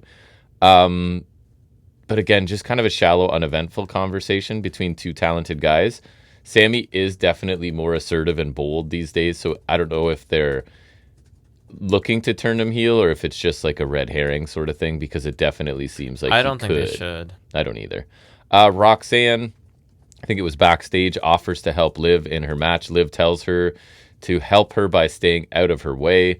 Liv then runs into Io Sky, tells her that she'll be taking Io's title. Io says it's not going to happen. Again, kind of basic stuff. This was like what Sammy and Punk just did, but in a fraction of the time backstage instead of in the ring. I'm not finding a lot of really creative decisions are being made at this point. It's just kind of like, you want the title, talk about it for a second, right? They're losing touch a bit. Pretty sure the same Vicar segment, that aired on NXT. Maybe they added new footage now that she's had some more interactions, but it felt really similar. Not a problem. It was good for people who don't really know her to see some of her highlights, and I'm glad she ended up on Raw because I think she's awesome, and I watch Raw, so selfishly I'm happy. Liv Morgan, Stephanie Vicaire, Ivy Nile in a Money in the Bank qualifying match. Liv hits the Oblivion to Vicaire at one point. Nile tries to steal the pin, but Liv ends up recovering to break it up. Nile and Liv end up fighting on the floor. Nile sends Liv into the steps. Nile gets back into the ring, pretty much an immediate SVP. Vicaire wins after 12 minutes. I have been somewhat complimentary of Nile lately, but I did not think that this was the smoothest of matches, and I think that was probably her. Maybe it's different doing a triple threat, or I don't know, but... You'd think that would help hide it. I know. I don't think it was great. Liv has other things going on right now. Nile is a mid-carder, so Vicaire is a massive talent who should get an immediate push, so I get her being the one to enter the Money in the Bank match, which is pretty stacked, right? We've got Naomi, Julia, Roxanne, Alexa Bliss, Ripley, and Vicaire, so that's a pretty stacked... it's a pretty decent field, yeah. It is. I'd say better than the men's field, maybe, or more possible winners than the men's field, feels like. We'll talk about it. I feel like it's a little comparable. Yeah, maybe. Heyman approaches AJ Styles backstage. He tries to convince AJ, and I know Heyman's good at convincing people of stuff, but he's trying to convince AJ that chasing the Intercontinental title is more important than Money in the Bank and a main championship, and that he should leave that for Seth Rollins. AJ says he does not respond well to threats. He will push back, and Heyman should go tell Rollins that AJ knows all about his plan, and that everybody has a plan until they get punched in the mouth. I thought, like, this makes Heyman look stupid. Did he actually think you're going to go out and convince AJ Styles? Right? Like, it'd be different if it was Sheamus because the Grand Slam thing. Right. But this was just like, dude, you just leave that to Rollins, and you really need to, get after Dom and he's kind of like, I'll circle back to Dom, but obviously I'm going to try and win Money in the Bank. Like, yeah. I don't know. I thought it made Heyman look kind of dumb when Heyman usually looks really goofy, smart, yeah. Right? Rusev is annoyed with Sheamus for trying to stop him from redeeming the week. Some reference and footage of Sheamus not helping Rusev in their previous WWE run, which was how many years ago? What, League of Nations? I guess. I forgot all about it. 7 years ago? What 9 years ago? Okay, so come on. Anyways, so, a decade ago, basically, he says that Sheamus... That's crazy, actually, because I remember them being around when I started. He said the line. He said, Sheamus has a body of granite, but a neck of sand. So that got a reaction out of me. We love the neck of sand. Neck of sand. Although last time he was referring to himself, right? Here, not so much. Yeah. Sheamus is a legend, and wow, I wrote Miro. Will be honored to take him off the field and send him home.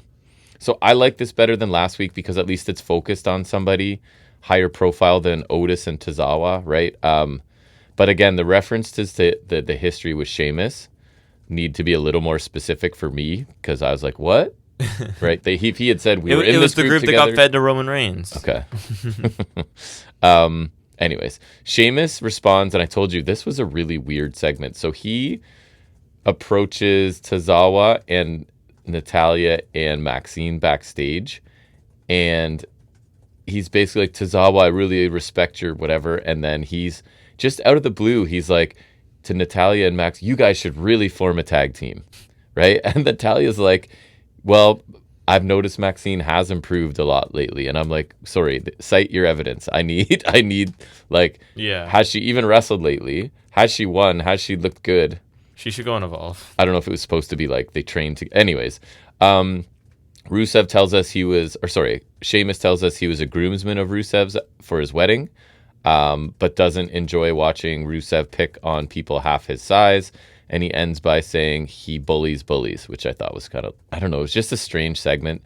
Like Sheamus just popping up and giving unsolicited advice to women's tag teams all of a sudden. Because, he's got a real stake in that.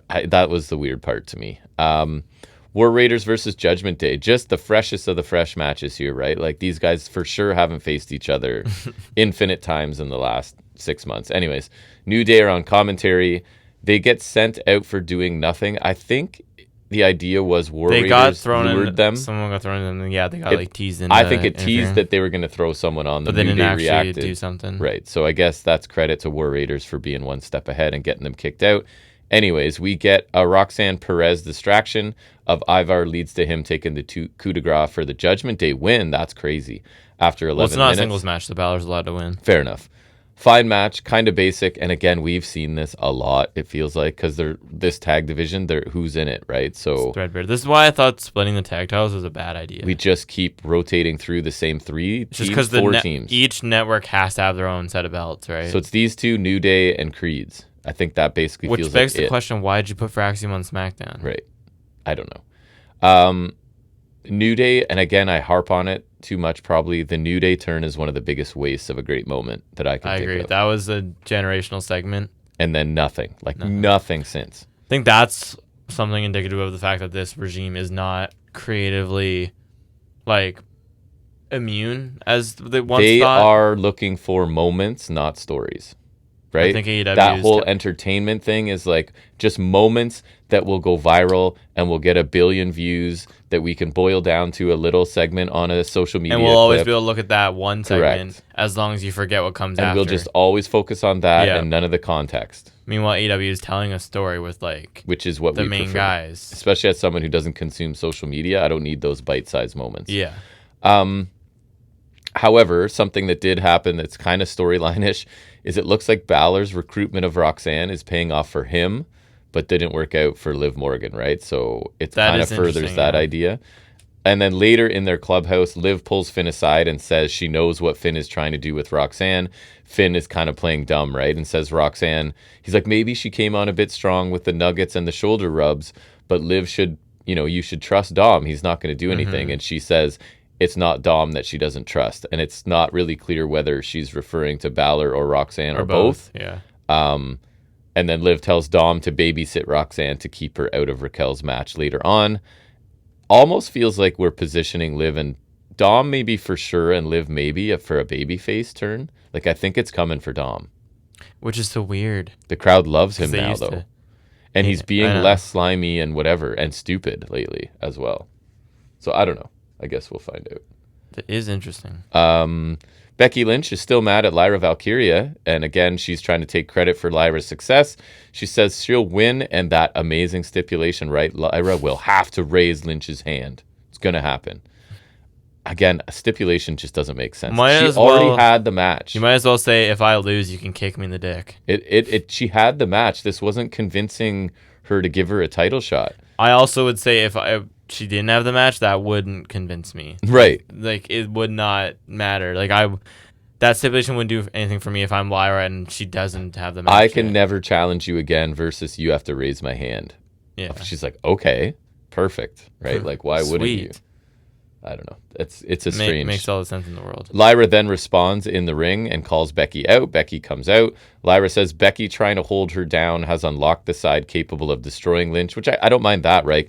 You're trying to like take credit is what's really giving me the fire to deal with you. Yeah. Lynch says that Lyra wants to replace her, but nobody can. Sorry, Lynch says, that Lyra wants to hurt Lyra, and raising Lynch's hand will hurt her most. Really? That's the most painful thing for Lyra? I don't think so. Lyra challenges her to a fight right there. Obviously, Becky Lynch refuses because heel. Walks away. Lyra chases her. They sort of brawl in the ramp stage area. This should be hotter than it is because I like both of them, and they do sort of have some history, but there's something just missing from this. Seems boring. And the match will be good. The build just hasn't connected right. I will say that they are giving Lyra chances to speak every week, and I do think she's improving. So that's good. Smart. Because that's something be doing that. In ring wise, she's been ready for main roster forever, but character and mic wise, not so much. So she's a bird. She is a bird. She is improving for sure. So we get Uso and Zayn taking on Braun Breaker and Bronson Reed, and they are squared. They are an imposing looking team. That's like for sure. It's like murder machines that they were cooler. Right. Rollins shows up to stomp Uso on the floor just as the baby faces get rolling, so it's a DQ. We get a tease of a tsunami to Sammy on the announce table, but Punk makes the save with a chair. The match was only 9 minutes, never really got rolling. The finish protects the heel team, I guess, because they didn't have to lose here. But even this is feeling a bit bland to me somehow. I don't know. There's just things missing from a lot of stories. Which sucks because the Rollins thing was still is cool. The but formation of them was cool, but I don't really know. There's your moment. Right. There's your moment. There's another example. You're right. Raquel Rodriguez. There we go. Versus Kairi Sane.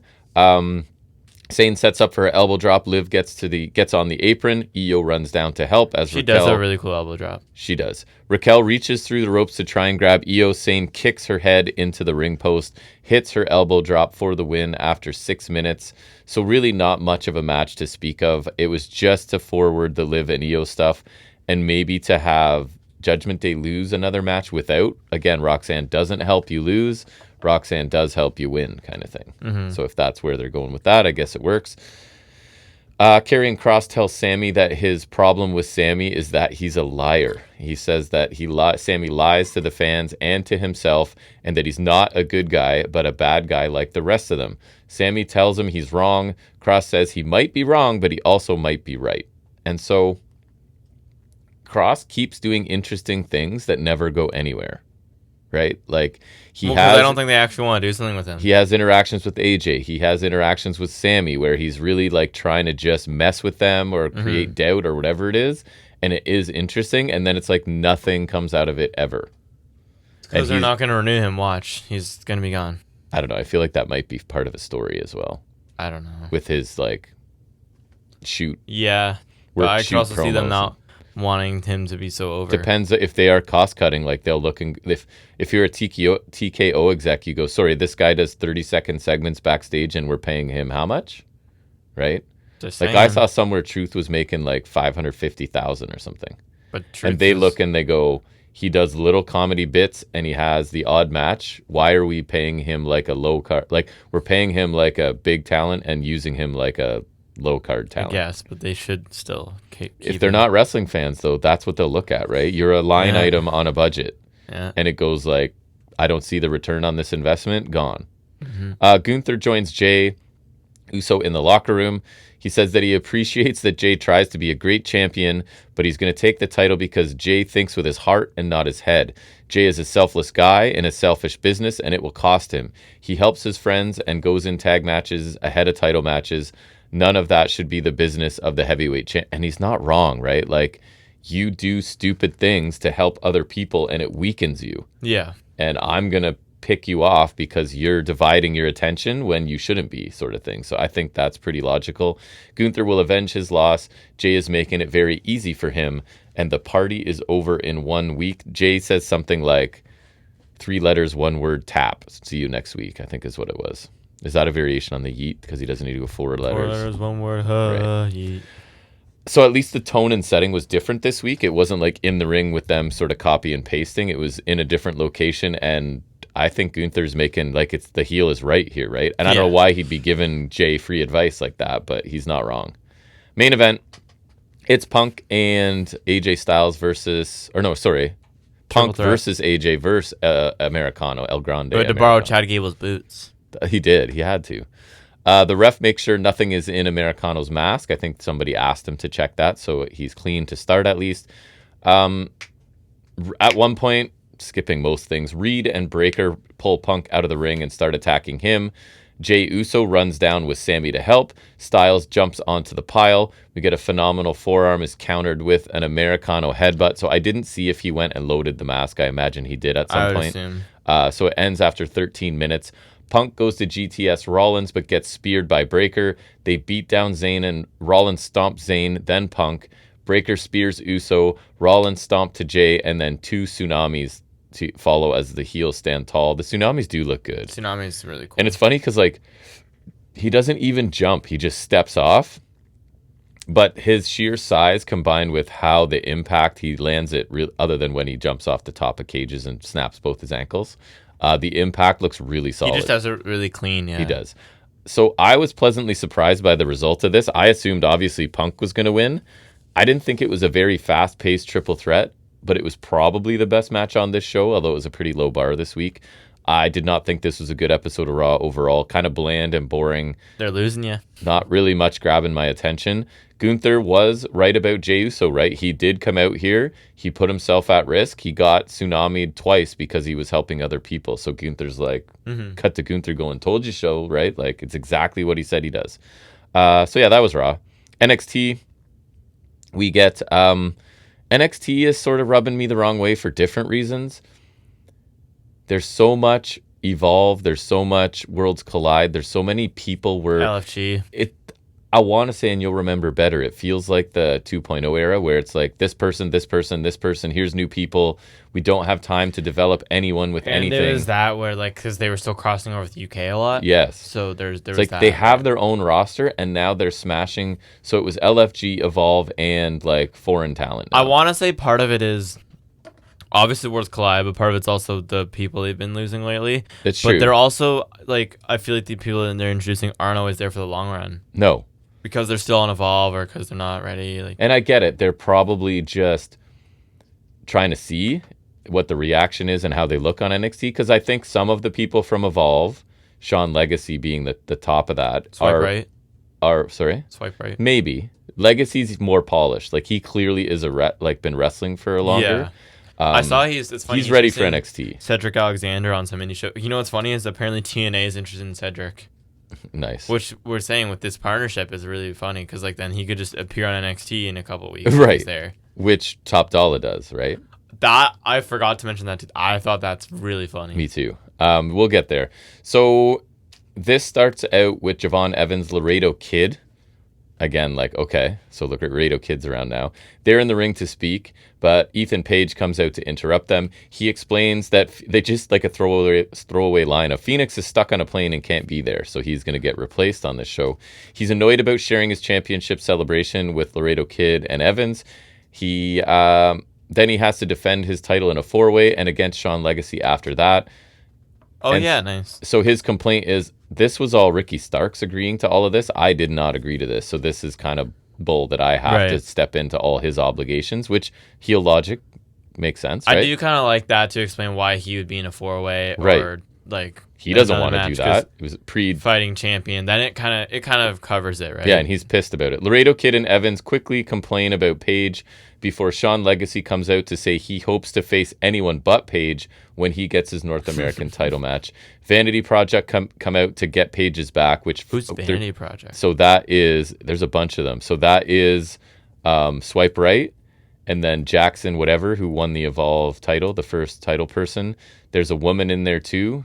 Zeta. Okay, I'm looking it up. And I think there's one more. Zeta Steel. There you go. The 2 guys from Swipe Right. Jackson Drake is the guy. And then there's one more, right? Ricky Smokes. That's part of Swipe Right. Ricky Smokes is one? No, I thought it was Brad Baylor and... Oh, maybe it is. I don't know. But Ricky Smokes is the one guy because that's just a really funny name. So Brad Baylor's the blonde kid. I know that. Ricky Smokes is the other one. Okay. And isn't there Bryce Donovan. Sorry? Bryce Donovan. Oh, my God. Who's he? He's from Buck Hunt. Oh, okay.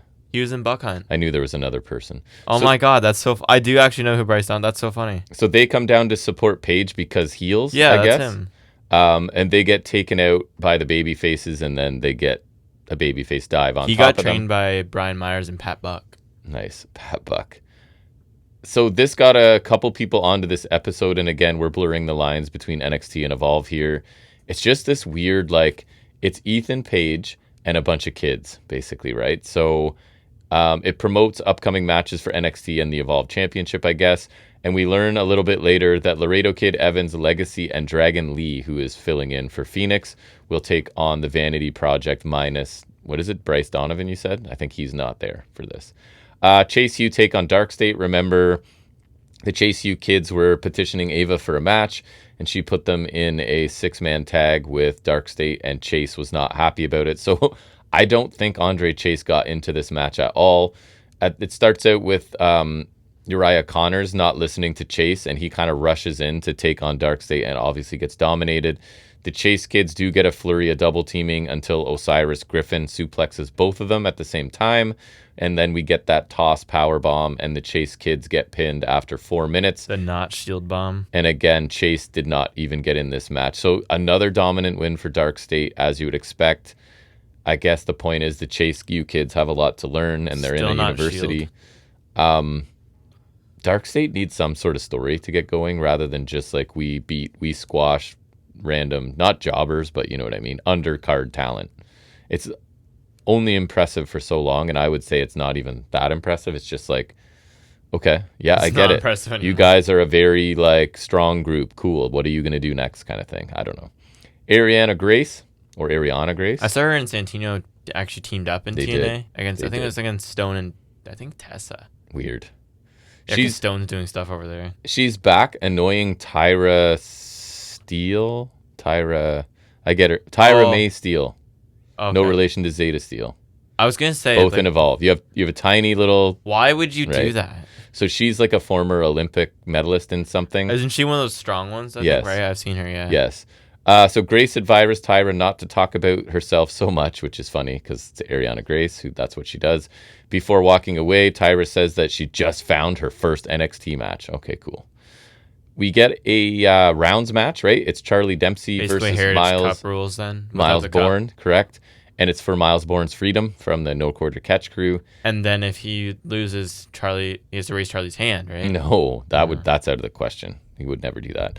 So it's holds, counters, and pinfall attempts in round 1, and the one of Bourne's pinfall attempts right before the bell is successful. So he goes up 1-0 in the first, and it did. I forget exactly, but it did look like a good pinfall that's actually really hard to get out of. So He does do some cool ones. Didn't really have a problem with that. No decision in round 2, but Dempsey lands a cheap shot right after the bell, as he does. Dempsey gets a pinfall early in round 3, sort of, I think, saying it's related to that cheap shot right at the end of round 2. He hits the Regalplex, which was a nice shout out for that. Regal has the Regal stretch too. That submission's pretty cool. Yeah. And then Bourne just sort of wins with a drop kick in round 4. I actually like the match, right? I do like rounds matches. I know a lot of people do not, and I think it suits Dempsey perfectly, especially he and Dard, like the cheap shot at the end of rounds, right, was kind of their go-to. Drop kick, though. I know, and it wasn't even like a super amazing I saw one it. this It time. wasn't. Didn't get all of it? No, kinda. he did not. So Bourne beats his mentor at his mentor's own match to earn his freedom, and that's like a good thing for Bourne, Yeah, that's right? a good story. And he's shown that he can hang as a singles guy. He can connect with the crowd in promos. So moving him out of the group makes sense. I do worry a bit about Tavion Heights, right? Because I think Tavion's really cool. And I like them as a team. I think they could have done way more as a Yeah, tag because they had team. the one match against Fraxium I really liked. Awesome, yeah. So I hope that he doesn't get lost in the shuffle, but I'm happy for Bourne to move on. The Culling are talking backstage, and Izzy Dame just attacks Jensen with a chair. I don't remember why. We purge people. She just says that he was never fully committed to the group, and that she got their match delayed to next week, and now it is Spears and Nico instead of Nico and Jensen. So I don't know where this came from, but yes. I was going to ask you, because I remember seeing it, I was like, they what? purge people. I don't know, is it Jensen? Did he take pinfalls or something, I'm wondering? Yeah, but isn't he was here before Nico, so he's he really not committed? Like, I don't know where that's from either. Tyra May Steele does get her debut NXT match against Ariana Grace. she's the medalist. She has the medal with her like they all do. And she wins with a bridging German in like about 3 minutes. She's really raw, right? I guess that's to be expected. She's strong and energetic, and I think she's doing a thing where she like flips a switch and she's really nice, but then Festus kind of gets angry and aggressive. But there's work still to be done here. She definitely belongs in developmental at whatever level they want to put her in. Hopefully. Santana's fired up for his fight for the legacy of TNA and his daughter. He's really good, man. He's really passionate and believable, and the crowd responds really well to him. He came across like a suitable star for the top of NXT, I think, if they wanted to bring him over. And I'm hoping this is one of those, they probably will. They'll just sign him because I've heard he impressed, I'm pretty sure. Yeah, I really like him. He's a good singles. Fatal influence to the ring so JC Jane can speak. She rips the fans for not supporting her for the last 4 years. Everyone was shocked by her title win but her. Lainey Reed? Sure. Literally never heard her name before. I swear she came out with the NXT logo beside her, but then I heard someone say she's in Evolve, so I don't know where she came from. So basically, probably Evolve if you haven't heard of them. I'm about to rhyme off a bunch of women interrupting, so each woman before gets anywhere from half a line to 2 lines of dialogue. So she interrupts first. She said she was going to wait her turn, but JC Jane is the most beatable champion ever, which I'm like, way to put over your new champ. I mean, it's the truth. Lola Vice comes out. She wants a title shot. Jordan Grace comes out. She wants a title shot. Jada Parker comes out. Kalani Jordan comes out. What do they want? Kalani Jordan, I made a specific note. Guess what she said? Guess what she wants to win? The title. Which one? North American. Of which gender? Men's. No. Women's. She wants to win the women's championship. So there's another one who says it. Lash is next. She actually got a really good reaction. And then Thea Hale comes out.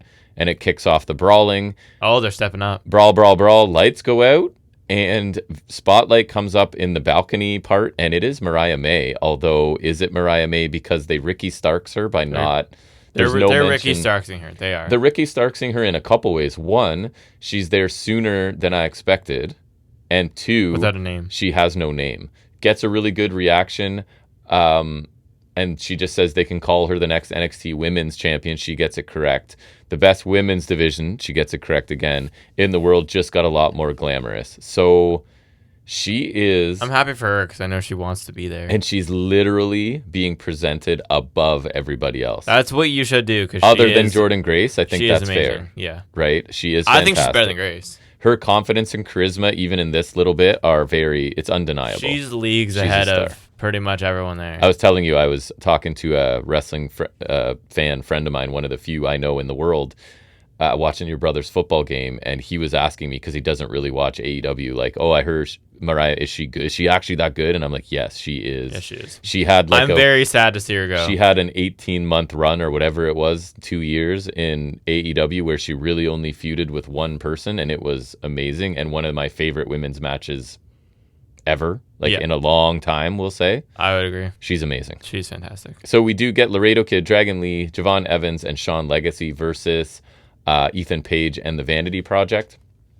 So this is where I note I'm getting a little annoyed by the influx of new talent from other shows, because there's just no time. It's just like a sensory overload. And it's no development of here they are, they're having a match. Here they are, they're saying stuff. How do you, on their end, I get wanting to have a bunch of new people in there, but how do you expect people to stand out when you're just like so plastering them all it's like throwing through the them, same system with the same level of character? Throwing them all against the wall and seeing if any of them stick. I get what they're doing, but it doesn't make it super fun for me to watch. I told you somebody botched a dive to the floor. It was Laredo Kid. So I think he clips the ropes on the way through and just lands short and on just himself and didn't make contact with anyone. Pretty bad. Lee hits Operation Dragon to one of the Swipe Right guys for the win after 13 minutes. It's a sick name. Short selling it there. It was a really fun 8-man tag. The crowd really responded well to Evans and Legacy particularly, but kind of everything. And I know I say this all the time, I'm really impressed by Legacy. His athleticism really pops, and I think he should be full-time NXT talent as soon as possible. Vanity Project, again, they're good young heels. That was my first real seeing Jackson. What's his name? Drake. There you go. I thought he looked pretty good too. They're all really easy to dislike, so I think they're well cast as a heel faction here. And then it's just Paige kind of out of place. It's Uncle Paige with all the kids kind of thing, right? But he's the heel champion everyone wants a shot at, so whatever. Oba Femi and Jasper Troy get face-to-face for a minute as Stone tries to get them to sign their contract. I don't know, it was Jasper Troy saying like something about how you're not used to having to look up to someone because he's like maybe a half inch taller than Oba Femi. It's not a match that I want, and I don't know why he gets a shot. I was just going to say, what is was he that done? part of his stipulation for LFG? Because I know like the winner got a contract, Maybe that's what it but was. I don't think. And he's had one match that was mediocre, and his finisher looked kind of lame. It was like a weak black hole slam. Yeah, because Abyss, I saw those. Like I said, His those are dope. look crazy. Yeah. Tatum Paxley is depressed, lying down backstage. Saul Ruka and Zarya are trying to be nice to her. Izzy Dames shows up and says Paxley needs to purge her friends instead of trusting them. And she didn't say it, but that's where I was like, they purge people, right? The culling, they purge people. Yeah. Luca wants to prove his loyalty, Luca Crucifino, that is, to Tony D. He got a tag match for them against High Rise. Tony doesn't like that Luca didn't consult the family first. Luca says, there isn't really a family anymore, Tony. Which is kind of fair. So his power is just being usurped by everybody now. I mean, I almost genuinely forgot who High Rise were for a second. So you know how sometimes I make that comment of like, at least they're putting all the stories and people I don't care about in one spot so that they're not tainting. That's kind of what's going on here. You're taking two groups and stories I don't want to see and just loading it up so they're not infecting anything else, I guess. So that's the silver lining. Santana faces Trick for the TNA Championship. Elijah is watching from the crowd. He'll face the winner. I find really weird, and it hasn't changed since it got released like years ago. His Instagram handle is it's either I am Elias WWE nice. Or I am not Elias. Like it has not changed even when he was on the Indies. He's another guy that got himself over, and WWE was not on board with it. Yeah, the Walk with Elias thing was fun. Huge. Like he was a big deal, and they were just like, no. And I remember him in NXT as the Drifter when he first showed up. Yeah. And he was like... Elias Sampson. He's the one... It wasn't good. He's one of the guys who got mononymed, and I don't think it was bad. Like, some people benefit from it. Like, I think him, Biggie, Rusev all used to have last names. Yeah. And I think they benefit from it, but, like, then you had, like, Ali or Theory, and it's just a riddle. He was an entertaining act. Was he a ring general? No, but when does WWE care? Like, when does that ever been what they cared about? It literally felt like if you got over in a way that they weren't pushing...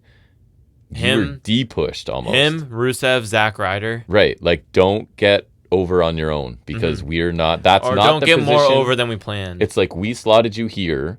You shall not rise above that. No, because Walk with Elias was like a big deal. Thing. Yeah, it was. And his insulting songs. He did the Joe Hendry thing before Joe Hendry did it. Like, and his was funny too. I would suggest Sandow's a bit of that too. I would say so. Because that whole Miz stunt double stuff was hilarious. Yeah. Hilarious. Definitely. So just before the finish of this, going back to the Trick and Santana match, Trick takes Elijah's guitar because he's watching from front row, I think it was, smashes it into bits on the steps. So Elijah climbs over the barricade, obviously, to confront Trick. The ref deals with them. Top Dollar shows up with Casey Navarro. Navarro, like... He does nothing for me. Some of his facial expressions, though, and just mannerisms, like, he looks a little like Carmelo Hayes, and I don't know why I think that. Except he's like 87 pounds. Except he's like half of Carmelo Hayes. Right. With thick hair. They take out Santana on the announce table, throw him back in the ring, trick knee, and it's over. The match itself was actually pretty good, back and forth match. The result, again, never in doubt. Why is AJ Francis back in WWE? Right? That made me laugh. Good heel face dynamic here because the crowd really is behind Santana. He had a couple nice near falls, and the finish, I guess, at least protects him, right? If they do want to like poach him later, which I think they probably will. Or if TNA is planning to have him and Trick's run. Yeah. Right. Yeah, I would hope that would be cool. Maybe a Bound for Glory, because it's usually like October. I think Santana as your main champion, if you're TNA, is very suitable. And that's kind of a guy that can tout as making themselves because he wasn't really going singles before. I agree. Here. Yeah, like he's kind of one of theirs, to be honest, in a lot of ways. And yeah, just having Top Dollar back in NXT was funny to me because he was like fired, right? So he was horrible. And they're like, we'll bring it. But now it's like, you went and got better somewhere else, so maybe, but he didn't. Don't fall into that trap. He didn't get better, he got more exposure. That was NXT. NXT is now like this testing ground for any LFG / Evolve / Foreign. I know it was going pretty good, but like this is like I'm not gonna watch it now. If I wasn't watching it then, like I'm definitely not watching it now. Right, because ideally wrestling is in-ring stuff and story stuff, and they're moving at such a pace that there's not a lot of time to tell any stories. And then main roster's moving at a pace, so there's too much story, but and like also not enough moments, and then the stories Yeah. that are like, Yeah. okay. just not enough wrestling at the very least. And like I just don't want to see all these people. That just makes me sad. I miss NXT. Me too. So we will transition next into doing some predictions for the show that's coming up in a few hours from now. Once I get this published and out there, we will make our predictions and provide our certainty scores for Money in the Bank.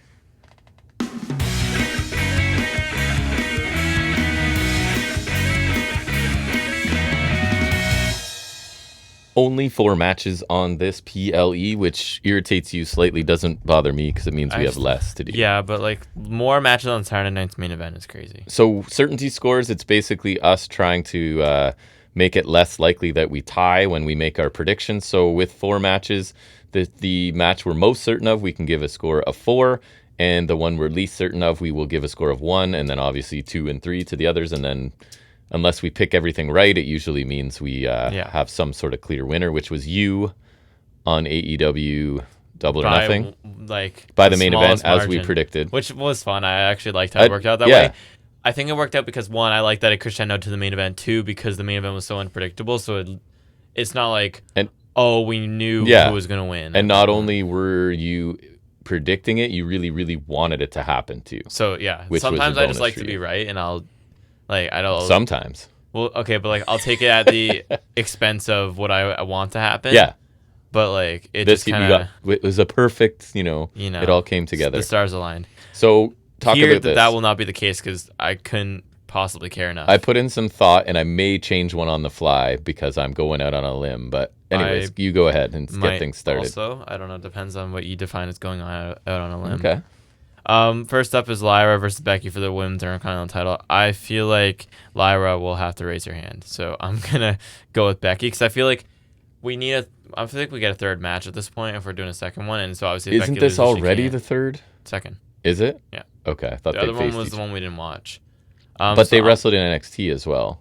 Yeah. Lyra won that one. Lyra won the second one. So I don't think Lyra's winning the 3rd one. I'm already picking Becky. So. Yes, that's what I'm saying. I'm picking Becky too, and that's sort of my rationale. Is I don't think you can have Lyra go 3-0 on Becky because they have made reference to the first one in this story. So I think Becky wins. What's your certainty score? 3. I went 2 for that one. Then we got Yeet and Neck Tattoo against Cena and YouTuber. Mm-hmm. I'm like, so it's weird because I feel like you could do the win and get a title shot thing, but you could do that on either end. Either Cody wins and he gets another shot at Cena, or Paul wins and gets another shot at Jay. I'm going to say Cody wins because he just came back and he probably wouldn't want to lose already, and then we get Cody Cena down the line because we don't need Paul and Jay again, I don't think. We also don't need Cody Cena, but I would say Cody wins off of his return. So you're taking baby faces? Yeah, for 2. So I'm also taking them. I just kind of looked at it really simplified and went, I don't think Cody's getting pinned. I don't think Jay's getting pinned. I don't think Cena's getting pinned. There's a decent chance Paul gets pinned. I think Logan Paul's there to get pinned. I'm taking the baby faces. I went 4 on this one. Okay. It's my most confident. Then we got Ripley Perez, Vaquer, Julia, Naomi Bliss, Women's Money in the Bank. I am going to take Perez because I think it sets up the most storyline potential and gives her something. And she's definitely champion material. I know it's probably either her or Naomi, but I think Perez is a better pick than Naomi, even though I've liked her work. I think this is also a 2-woman race, partly because they love it, and it does work way better when it's a heel. When it's heels, but they're also the 2 who have had the most stock in them. Because Julia's been kind of healing. And I keep going back to our news item where they have big plans for Roxanne. That's right? what I also thought. But Naomi's been super hot, from what I understand as well, and so I'm taking Perez at a 4 because why not? I'm taking Naomi for 3 then. So we'll definitely have some differences here.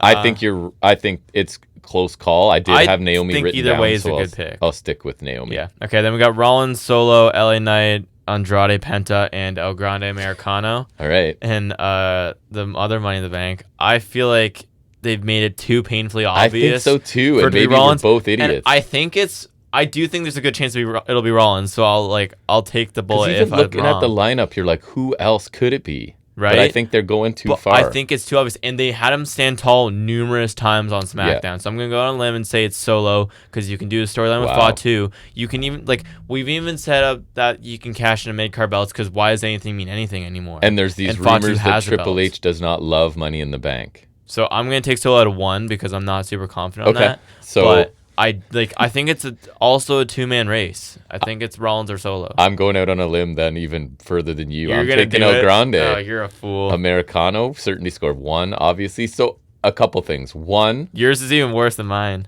1, he uses it to challenge Vikingo later. I don't think he can do that because it's not their belt. With luchadors. Or 2, here's me fantasy booking that I really want. Penta takes Dom's belt? No, is El Grande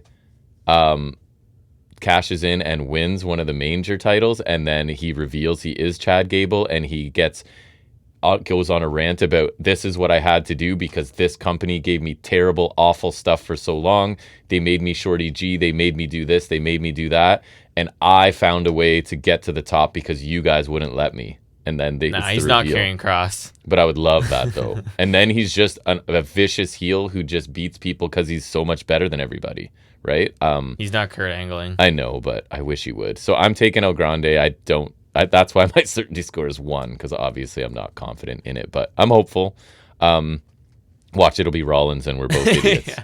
Right? At least we're not betting a lot on there. I'm not putting a lot on my horse. I also think it's possible Punk comes out and costs That Rollins, was another thought I had. and we go that route. I'm hearing some people saying it's going to be Punk under the Americano mask. That's just stupid. Like he'll be there looking totally different with the Pepsi tattoo. That's just the stupidest thing I've ever heard. Or that they'll say, I've also saw someone predict that, because I did a bit of research for this, Americano, he won't be able to wrestle after having his match at Worlds Collide, and they'll just replace him with Punk. That would be funny because then you're screwed automatically. Right. Then I'm out no matter what. I actually think that would be really funny. But anyways, we'll see. So that's actually crazy that it's like in the same day. I am looking forward to the women's match because I think that's a pretty stacked lineup. And neither of us are picking Vicaire. I just think it's a bit too soon. Julia seems primed for a mid-card belt anyway, so she doesn't need to have a briefcase. And super over babyface with the case is never the most interesting. No, not unless you're going to show there are times where it works. They did it with Big E, and that worked really well.